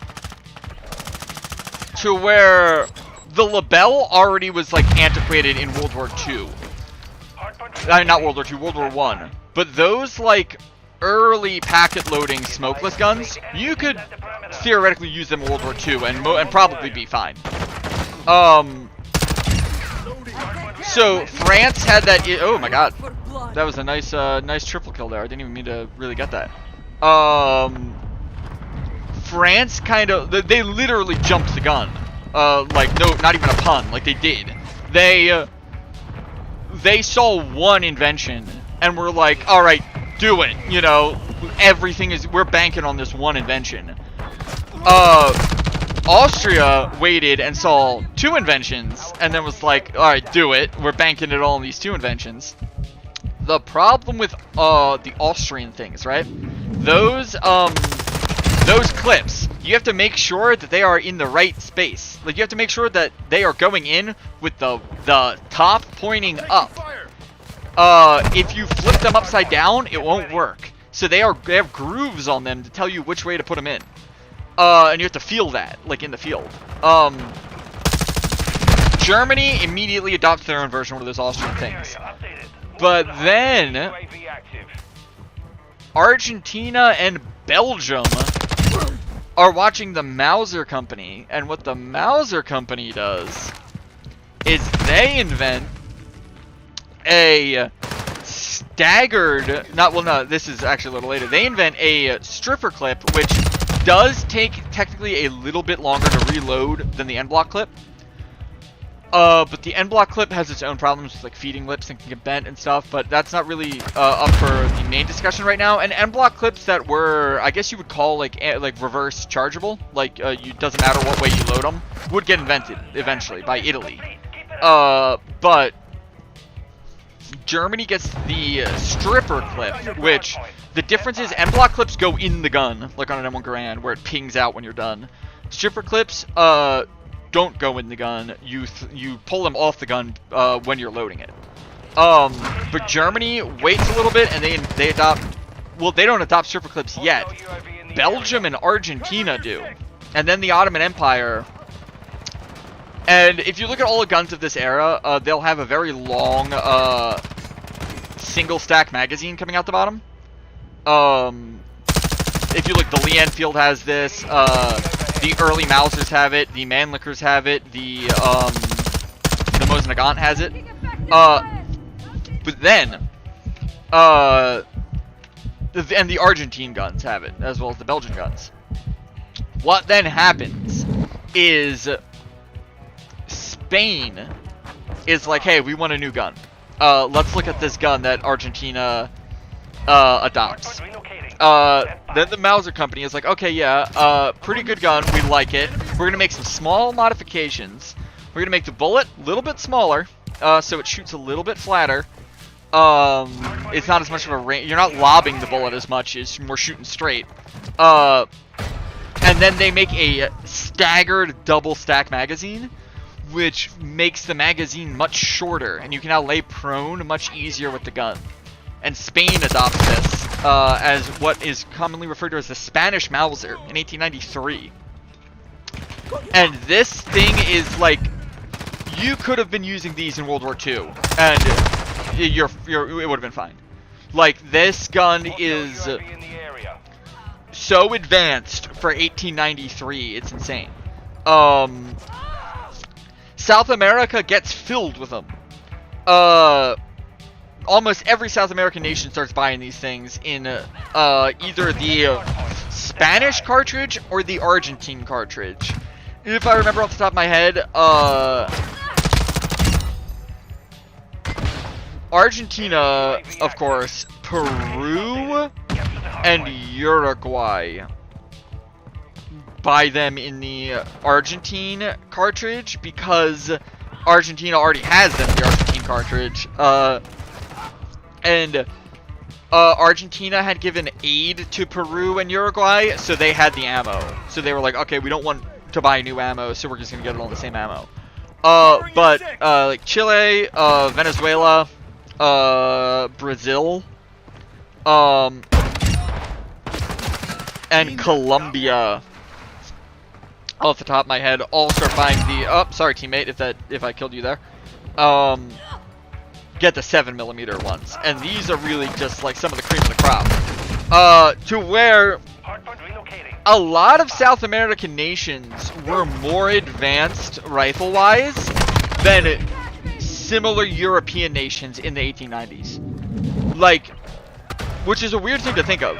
Like, when you think Chile had a better military rifle than America did in the 1890s.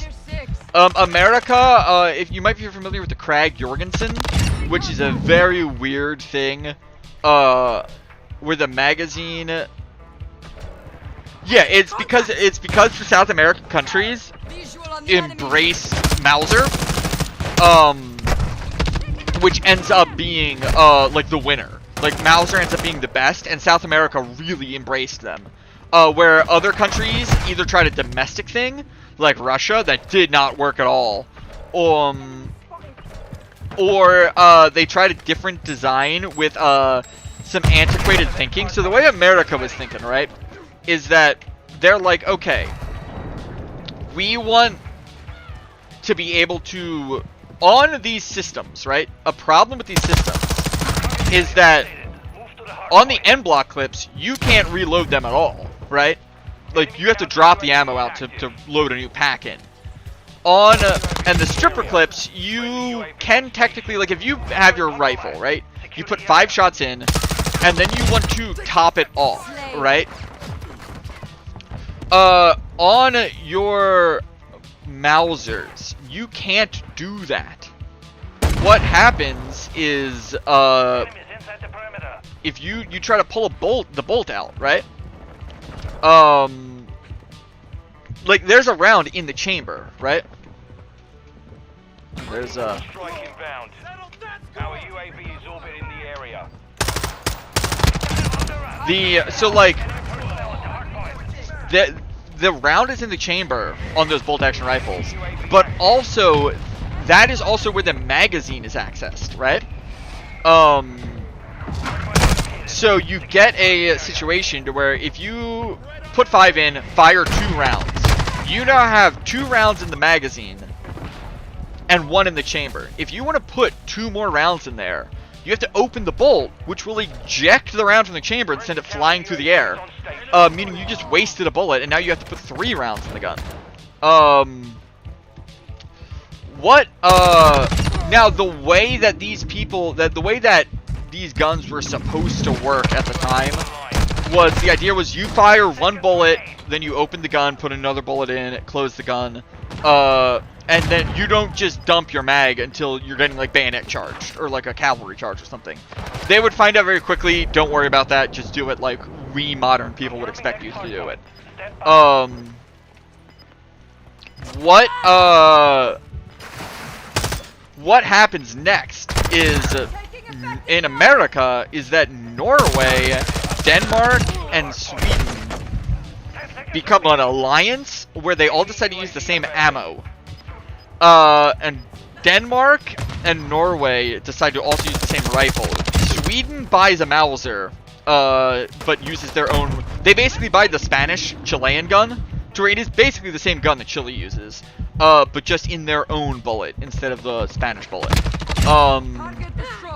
The bullet that Norway and Denmark also use.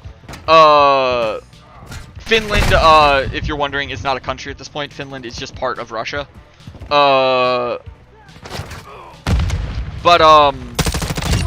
So Scandinavia all gets around a single cartridge, and they're like, this is our like Nordic alliance cartridge. But oh, was that final kill again, or let's see.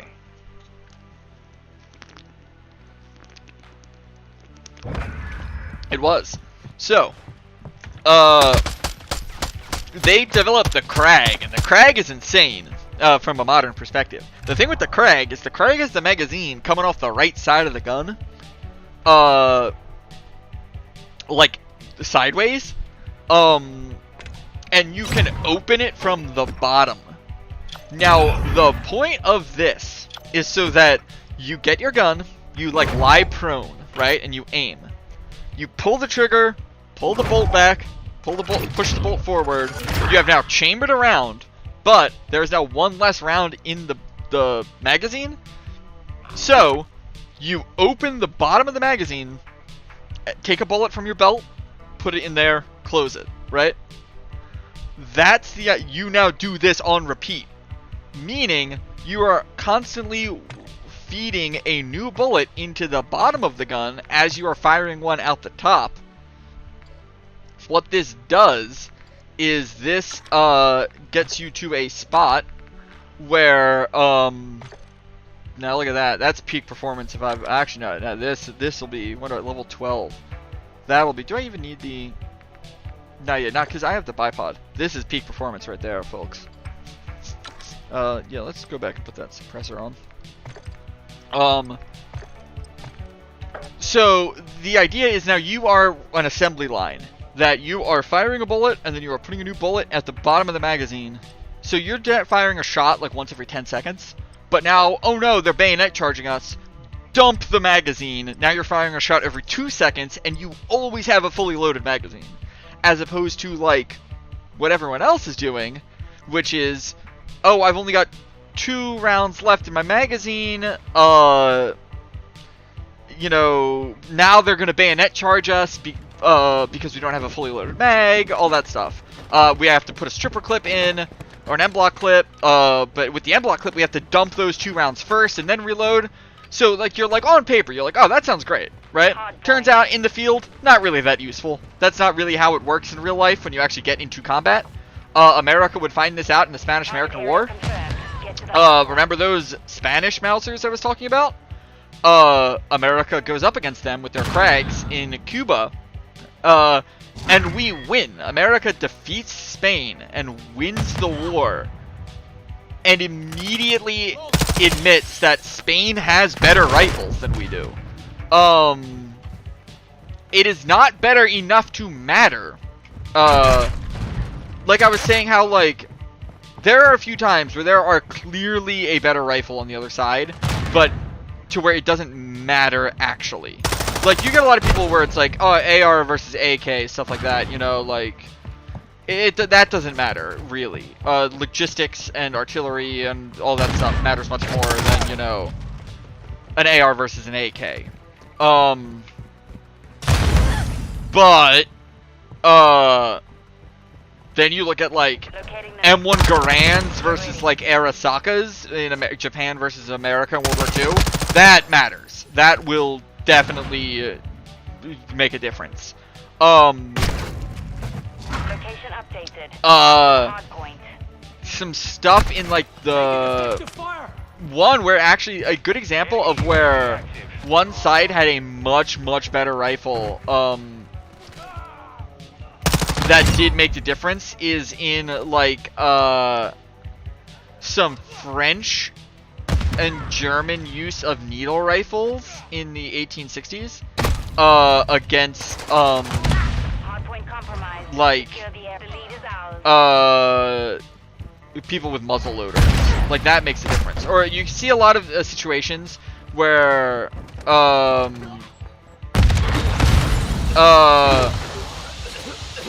you can see situations where Native Americans go up against Army like battalions where the Army has single shot rifles, while Native Americans like have like Winchesters that they just like bought at the store. And like yeah, that repeating firepower in like a quick like guerrilla hit will make a difference. Now that difference doesn't matter when you then get, you know, supply lines involved and you know, so it'll make Little Bighorn happen where the Army loses, but then, you know, the actual full-scale logistics of the thing, the Army ends up beating all of the native tribes. But anyway, that arm development of those Mausers is kind of what develops the 1903 Springfield, where America looks at the Mauser rifle and is like, wow, that is so much better than the Krag. Even though the Krag-wielding Americans beat the Spanish, who were wielding Mausers, they didn't beat them because the Krag is good and the Mauser is bad. They beat them through tactics and, you know, artillery and logistics, and in spite of being armed with Krags. Now, all of that is to say that, yeah, the most interesting era of firearms development is when all of this was going on, okay? And because of that, because there's all these different discrepancies. Oh yeah, that's it. That's why I carry a handgun. Did you see me go to reload my machine gun right there? And I saw a guy, so I just drew that Desert Eagle and fired, and I stopped him. The draw speed of a sidearm is fantastic in this. If I had a different primary, like if I carried like a submachine gun or like a shotgun as my secondary, I wouldn't have been able to pull that out that fast. Location updated. Capture the but so yeah, so basically that, like, I am in love with games that would be set in the end of the cowboy kind of era, as I find them the most historically interesting with a terms of balanced guns, like Red Dead Redemption, and bringing back to why that entire thing happened, Hunt Showdown. Now, as I was saying, Vesper brought up a point, which is a point that I bring up, and he's the only other person that I've heard bring up the point. Yes, that's right. All of that was set up to explain the point that I made, that I first started talking about 45 minutes ago. Which is Vesper says that these guns that are in like cowboy games, like Hunt and whatnot, you saw, like, you know, just now, I'm walking around with a machine gun, and I just saw a guy, so I aimed at him, and I fired 5 rounds, and I killed him. And, like, you can miss the first couple shots in this, and then just pull onto your target. In a game like Hunt, you can't do that. You have to aim and make sure your sights are on the target. Because you might miss. And if you miss, your gun is going to have a long follow-up. You are going to have to... Where is this person at? Ah! You are going to have to cock a hammer, or lever your rifle, or chamber a new round. You're going to have to do something. that will give the enemy the opportunity to shoot you. And if your gun runs out and you don't, so a thing with like Russia found out very quickly when they got the PPSH. They found out ammo for submachine guns and assault rifles is lightweight, which means you can carry a lot of it. Which means that you can waste a lot of it, right? And with a quick reload, so like with an AK, like if you have like an M1 Garand, right? You kind of have to aim and fire a shot, and if you miss, quickly like adjust quickly and then fire another shot.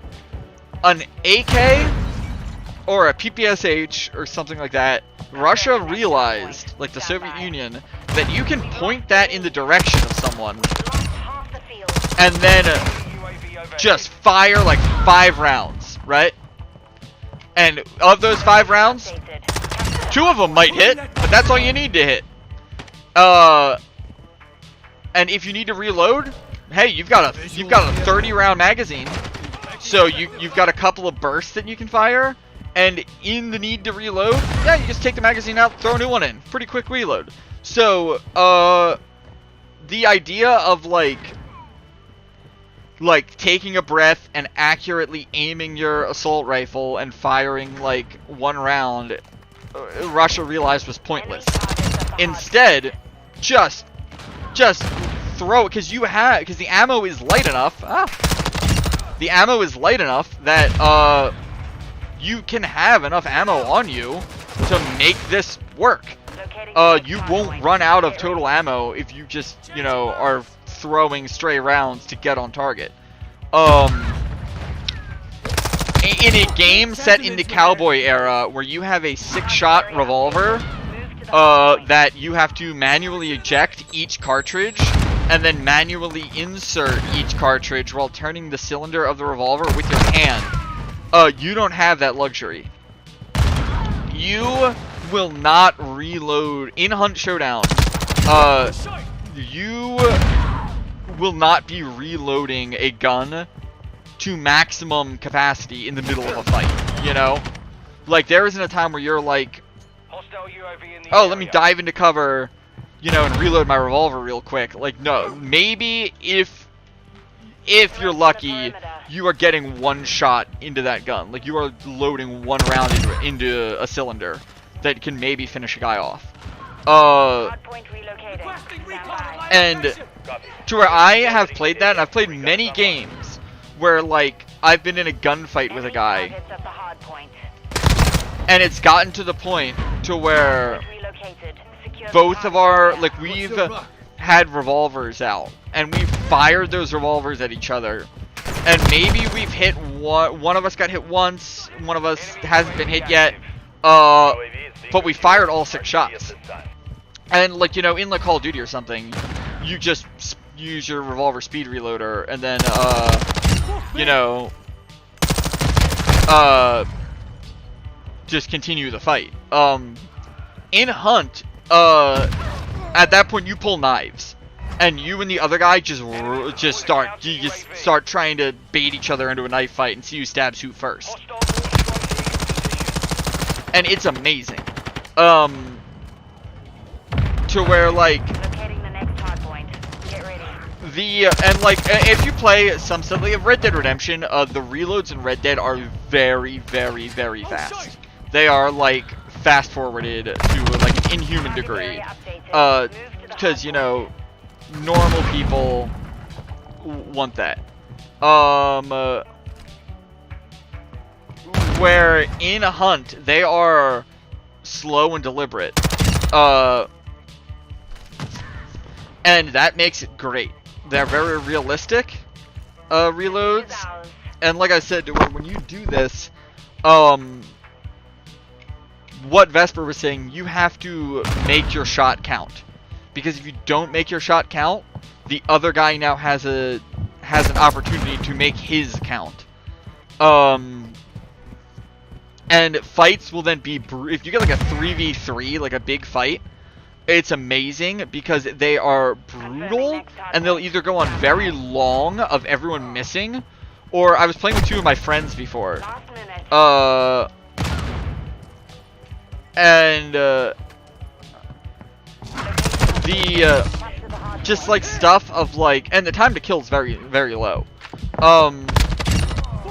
Where we were hiding in a room, and it was the 3 of us, and we knew 3 other guys were gonna come in, and we are standing there for a good like 15 minutes, right?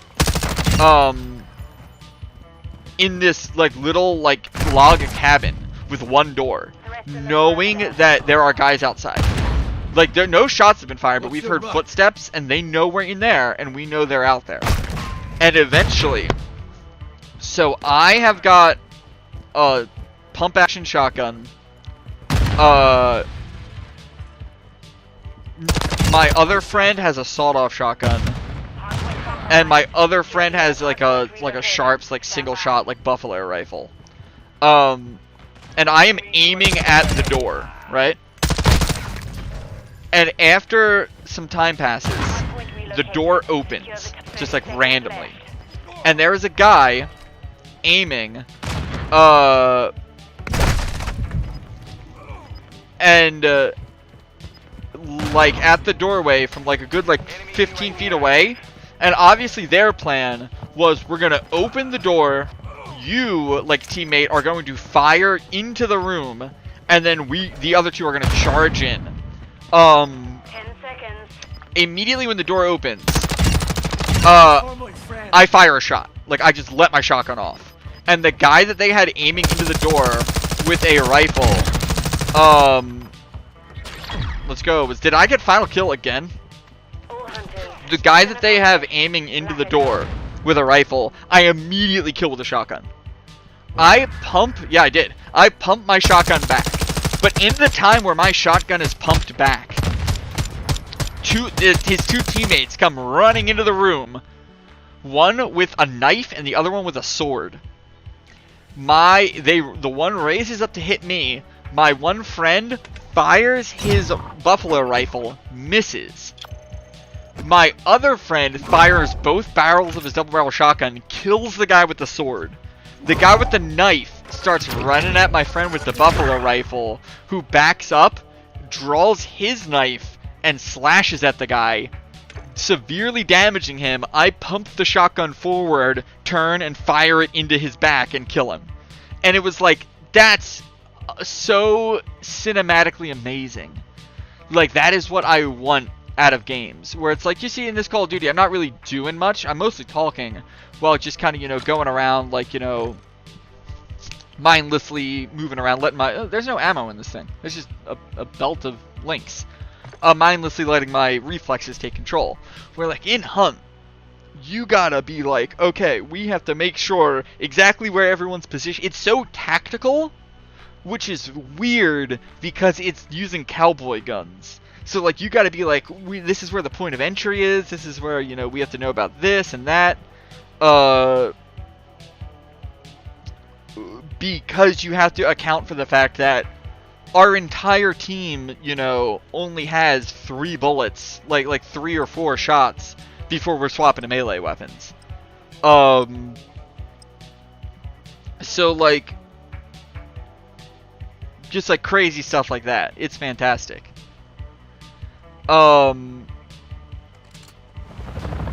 Like, and like I said, I like this kind of era still. You won't find. I don't really like future like sci-fi shooters. That's like I hate Apex.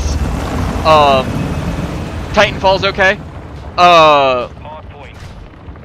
It'll be hard pressed to find for me to find like a shooter era that I'm like explicitly disinterested in, unless it's like something that's like supposed to be historical but is just incredibly historically inaccurate with its armory. Black Ops Cold War is like that. Black Ops Cold War is supposed to be set in and I mean, as a child, I loved Black Ops 1 as like a 15-year-old, you know. But I now know in hindsight, most of the guns in Black Ops 1 not really from Vietnam. A lot of them from like the 90s and 2000s, but were in a Vietnam game for some reason. Same with Black Ops Cold War. Set in the late 70s, early 80s. A lot of the guns from the 90s. And like, so that is where I'm like, come on. Like, there are interesting guns. Remember that whole thing about all those weird M16s, carbines that there are? Yeah, they just pick guns that people want to see, that aren't immediately like seen as modern, to where you're like, that looks, I guess, kind of old, even though it doesn't actually exist in that era.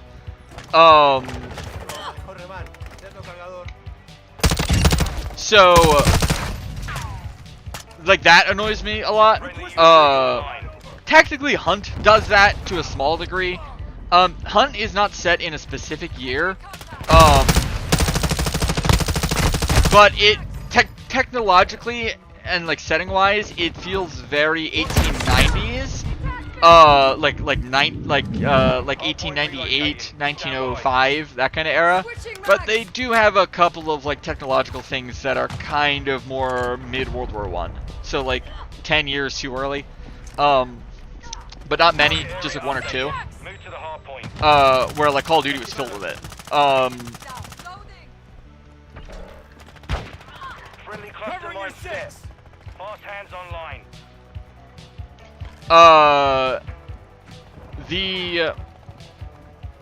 There's a few World War I shooters that I definitely want to get. Like, I don't know how to pronounce it. Like, in Sanzo or whatever, it's the Italians and Austrians fighting the Alps in World War I. Maybe the people who did Verdun. And I think it's called Beyond the Wire, which is by the people who did, Squad. And those are both, like, realistic, historical, World War I, shooters. That are out right now. But they are both, like, $30, which is, a lot. So I am not, getting them just yet. Wait for Steam sales and whatnot.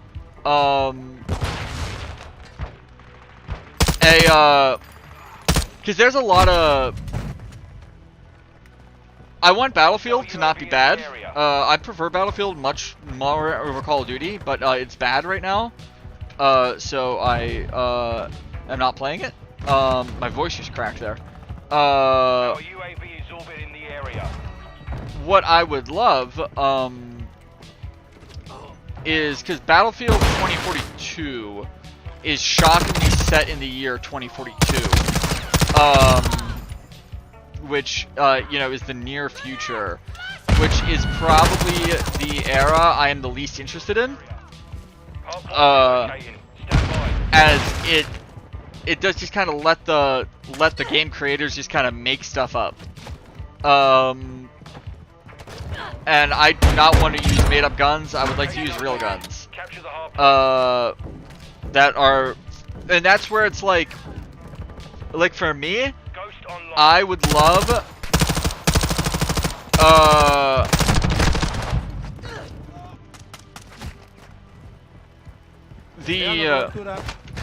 like, how would I say this? Like if Battlefield were to do a fictional game,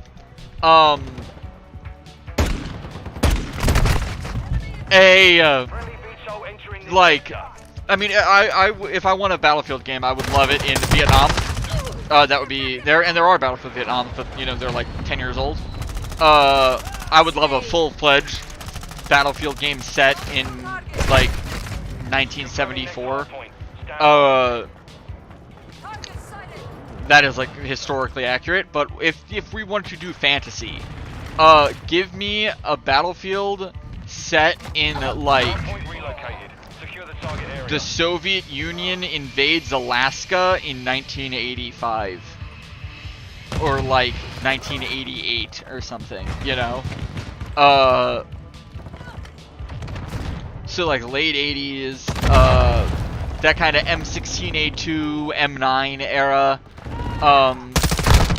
versus AK-74, like that mechanized warfare kind of stuff, that would be perfect for Battlefield. I think that's what Arma originally was based on. The original Arma, I think, is in that kind of setting. Like, very late Cold War America versus Soviet Union.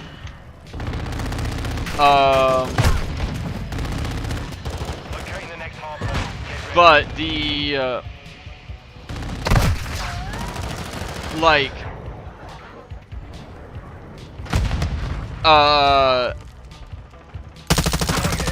had game brain for a second there. Yeah, like, I would love a Battlefield set in, like, that, like World War II Battlefield is fun, but modern gamer brain, is kind of set up to where we expect attachments on guns. That is why World War II games are mainstream fine in, like, 2010, when we're not used to attachments yet. But nowadays, it's like, oh yeah, you have your creator class and your gunsmith and all that stuff, and you know, you modify your gun. And it would be weird if your game didn't do that. So because of that, we can't... You get stuff like Battlefield 5, which Battlefield 5, there aren't attachments in it, you know? There's like, the guns have like a level system to them, where it's like, oh yeah, you can change the stats, like you can like improve, like, oh yeah, now the gun just naturally does better hip-fire accuracy, stuff like that. Because it's like, the other option is to do Call of Duty Vanguard, which is, okay, do allow the attachments, which is where you get the insane cursed guns from Vanguard that everyone, like, hates, you know? So, your average gamer, I don't think, is really the market for World War II anymore.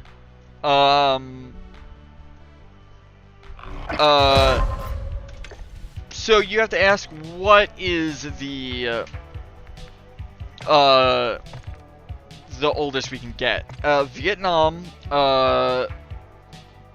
is where you start to get, at least on America's side, you start to get, the kind of, your Spec Ops guys in Vietnam are doing some interesting stuff. But your average soldier isn't getting more than just like a normal M16. And the Soviet and North Vietnamese side is there. You are getting an SKS or a standard AK, and that's it. Like, you're not getting anything special on that. That's just the gun. Where you then get, they don't have like the modularity of the AK system didn't really come into fruition until the 74 pattern. You will see some use of stuff in the Soviet invasion of Afghanistan. And also, if you look at the revolutions of 70s Southern Africa, Zimbabwe, Mozambique, Angola, Botswana, all that stuff, you will see, not by the revolutionaries, but by the colonial forces that were trying to keep them down, mainly by mercenaries hired by those countries, because those countries were rife with mercenaries, mostly Vietnam veterans, who brought their own guns and who customized them to their own, like, heart's desire. If you go, there is an archive on the internet that's very easy to access of Soldier of Fortune magazine, which ran from 1975 to like 2006, I think. But if you read those 75 to like 85 issues, it is filled with mercenaries who were Vietnam veterans who went to South Africa to basically just hunt locals for sport. Like, it's not good. It's, you're like, you read this and you're like, oh my god, like, these people are insane. But they were using like state-of-the-art guns at the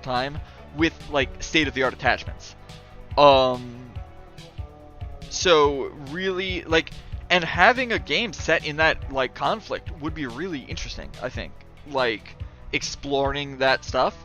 But like I was saying, the oldest we are gonna get,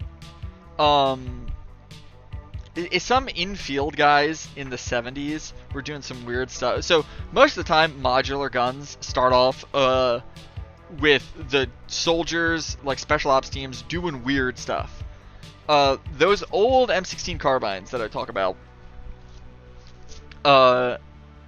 some guys in like 1970 were taking them, and they were taking like these weird scopes that are for like hunting rifles, where it's not a red dot, it is like a tube that has a piece of wire filament going through it that lights up, and you put that over your one eye, and then you let your other eye just look normally, and like it lines up the dot, and it makes the dot just float in space in front of you. It's and like 10% of the population it just doesn't work for.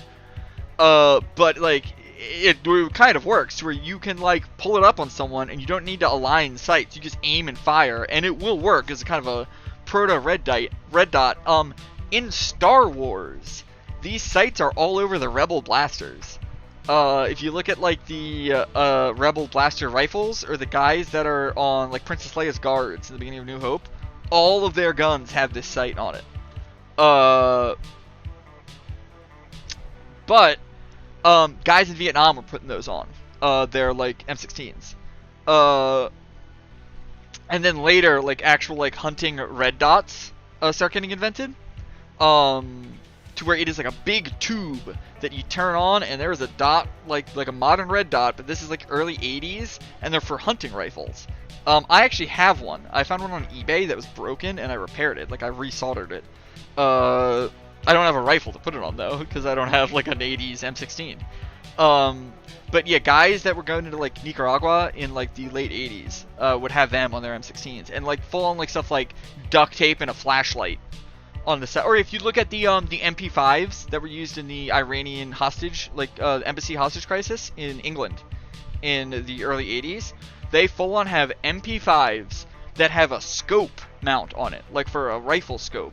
But then instead of putting a scope in it, they duct tape a flashlight to the scope mount. So it is like where you have an MP5 and where a scope would be on the top of the MP5 is a flashlight. That is duct tape and hose clamped on. So that all kind of stuff. And then meanwhile, the Soviets are in Afghanistan, and they've got these long ranges in Afghanistan to where they need magnification. But their AKs don't have standard magnification, but they do have a slot on the side to put night vision scopes on it, right? That are made for like guarding bases and stuff. It's not really a scope for like magnified access and stuff. It's basically just like it lets you see like in infrared. Well, not infrared, but like, you know, like a gray kind of haze that you're like you can tell where people are. If you think like an AC-130 mission in a Call of Duty game. But basically, what they realize is that the Soviet Union had just standardized on that slot, you know, for ease of manufacture. But this means that you can take like a Dragunov like SVD scope and put it on your AK. It's not going to hit to point of aim, but you can dial it because it's for two different calibers, but you can dial it to hit close enough at like 200 yards. You don't have access to a Dragunov scope? RPG scopes. We think of RPGs as not having scopes in video games, but Russian RPGs generally had a scope on the side. That was like a 2-time scope. That was very specifically set up for a kind of like weird windage for firing a rocket. So it's not exactly for an assault rifle, but it gives you magnification. So now you can see your target better, and you can kind of adjust and figure out the math to where now you've got a scope kind of slapped onto the side of your AK. And then they start developing actual AK scopes in the middle of the war in Afghanistan. My favorite weird one, though, is they have RPKs, right? And they realize the RPK needs a little bit more magnification. Oh yeah, it looks super weird. But the RPK needs a little bit more magnification. So, what they do, right, is they're like, we don't need a huge amount of magnification. Actually, if you look literally in the game right now, like on the screen, this is an intermediate caliber belt-fed machine gun. Well, an intermediate caliber machine gun that is currently has a 3.5 times scope on it. 3.4, 3.5, whatever, you know? This is what the Russians want in Afghanistan. They want a squad automatic weapon that is an intermediate caliber with a 3.5 times scope on it. And they have an RPK, which fits all that except for the scope. So what they do, is they have all these leftover Mosin Nagant sniper scopes from World War II that are 3.5 times zoom. So they make a bracket that fits on the side of the RPK and has that scope on it to work for the RPK. But that's for 7.62x54R. The RPKs are in 5.45x39. So these get issued with a little sheet that you're supposed to tape to your stock. And it says, like, okay, make it to where these bullets, what will say 200 yards on your scope is actually 400 yards. Make it so, like, dial the scope in to where at 200 yards, you are hitting the 400 yard, like, target, right? Well, the other way around, where when your scope says 400, you are hitting a bullseye at 200. Like, set it up like that. And now, if you have it set up like that, use this cheat sheet to figure out where you need to aim in the scope to get your bullet to land there.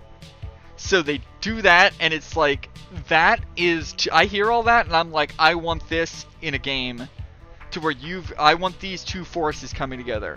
I want Americans that have, you know, M16s that have, like, hunting rifle red dots duct tape to them with, like, a flashlight, like, hose clamped on the bottom of their M16, going up against guys with AKs that have World War II scopes on them, that they have a sheet that they have to adjust, like, and do the math while they're firing the gun. In, like, a Battlefield game set in, like, the late 80s. Like, that's great to me. Like, that is what I want of, like, one of the many, like, weird shooters I want. Yeah, because that's the thing, is that, like, these are, like, you look at, like, the cursed guns, like, stuff of, like, you know, like, Call of Duties, where it's like, oh my god, you know, they took a Tommy gun and they chopped the barrel off and they put an MG42 stock on it. It's like, that's not real. These things are real, though. These are, like, legitimate, like, weird Frankenstein inventions that guys in the field had to do back in, like, the late 60s to, like, the early 90s. If you look at Desert Storm, a lot of these guys have these kind of weird setups. It wasn't until, like, the M4 carbine that they kind of really determine, like, what, like, okay, here's a platform that's modular, and we can kind of just, whoever needs what, we can get the system. But it's taking these non-modular platforms and, you know, just bolting stuff to them to get them to work is really something I think is interesting for a game. And that, like, that taken, and also, just like Civilian, I would love a first-person shooter set in, like, 80s Miami, to where, like, yeah, like, there's no belt-fed machine guns there. There's maybe, like, some assault rifles, but not much. But to where it's, like, really, like, set up with, like, shotguns and handguns and, like, stuff like that. Like, I'd love a game where it's, like, you know, like, you play an FPS game, and it's like, yeah, you know, everyone's running around with, like, assault rifles. But, like, imagine an FPS game where it's, like, yeah, you have, like, everyone just has, like, handguns, and, like, you know, like, you gotta go on the map and, like, pick up a shotgun, like, or, like, it's like a kill streak as you get, like, a shotgun. So it's really just, like, police versus, like, criminals in, like, 80s Miami and stuff, to where it really is built around, like, urban, close quarters, like, civilian available things. But, yeah, I guess that's a decent, run today of tangenting and playing some Call of Duty and talking about the guns within Call of Duty. So I guess I'll end the stream now. That was fun. I think my OBS worked to the degrees that I wanted it to. I don't have a loading screen yet. Well, I don't have an exiting screen yet. I guess I can just cut back to the loading screen before I go. So yeah, I guess I'll say my goodbye and then do that. So see ya.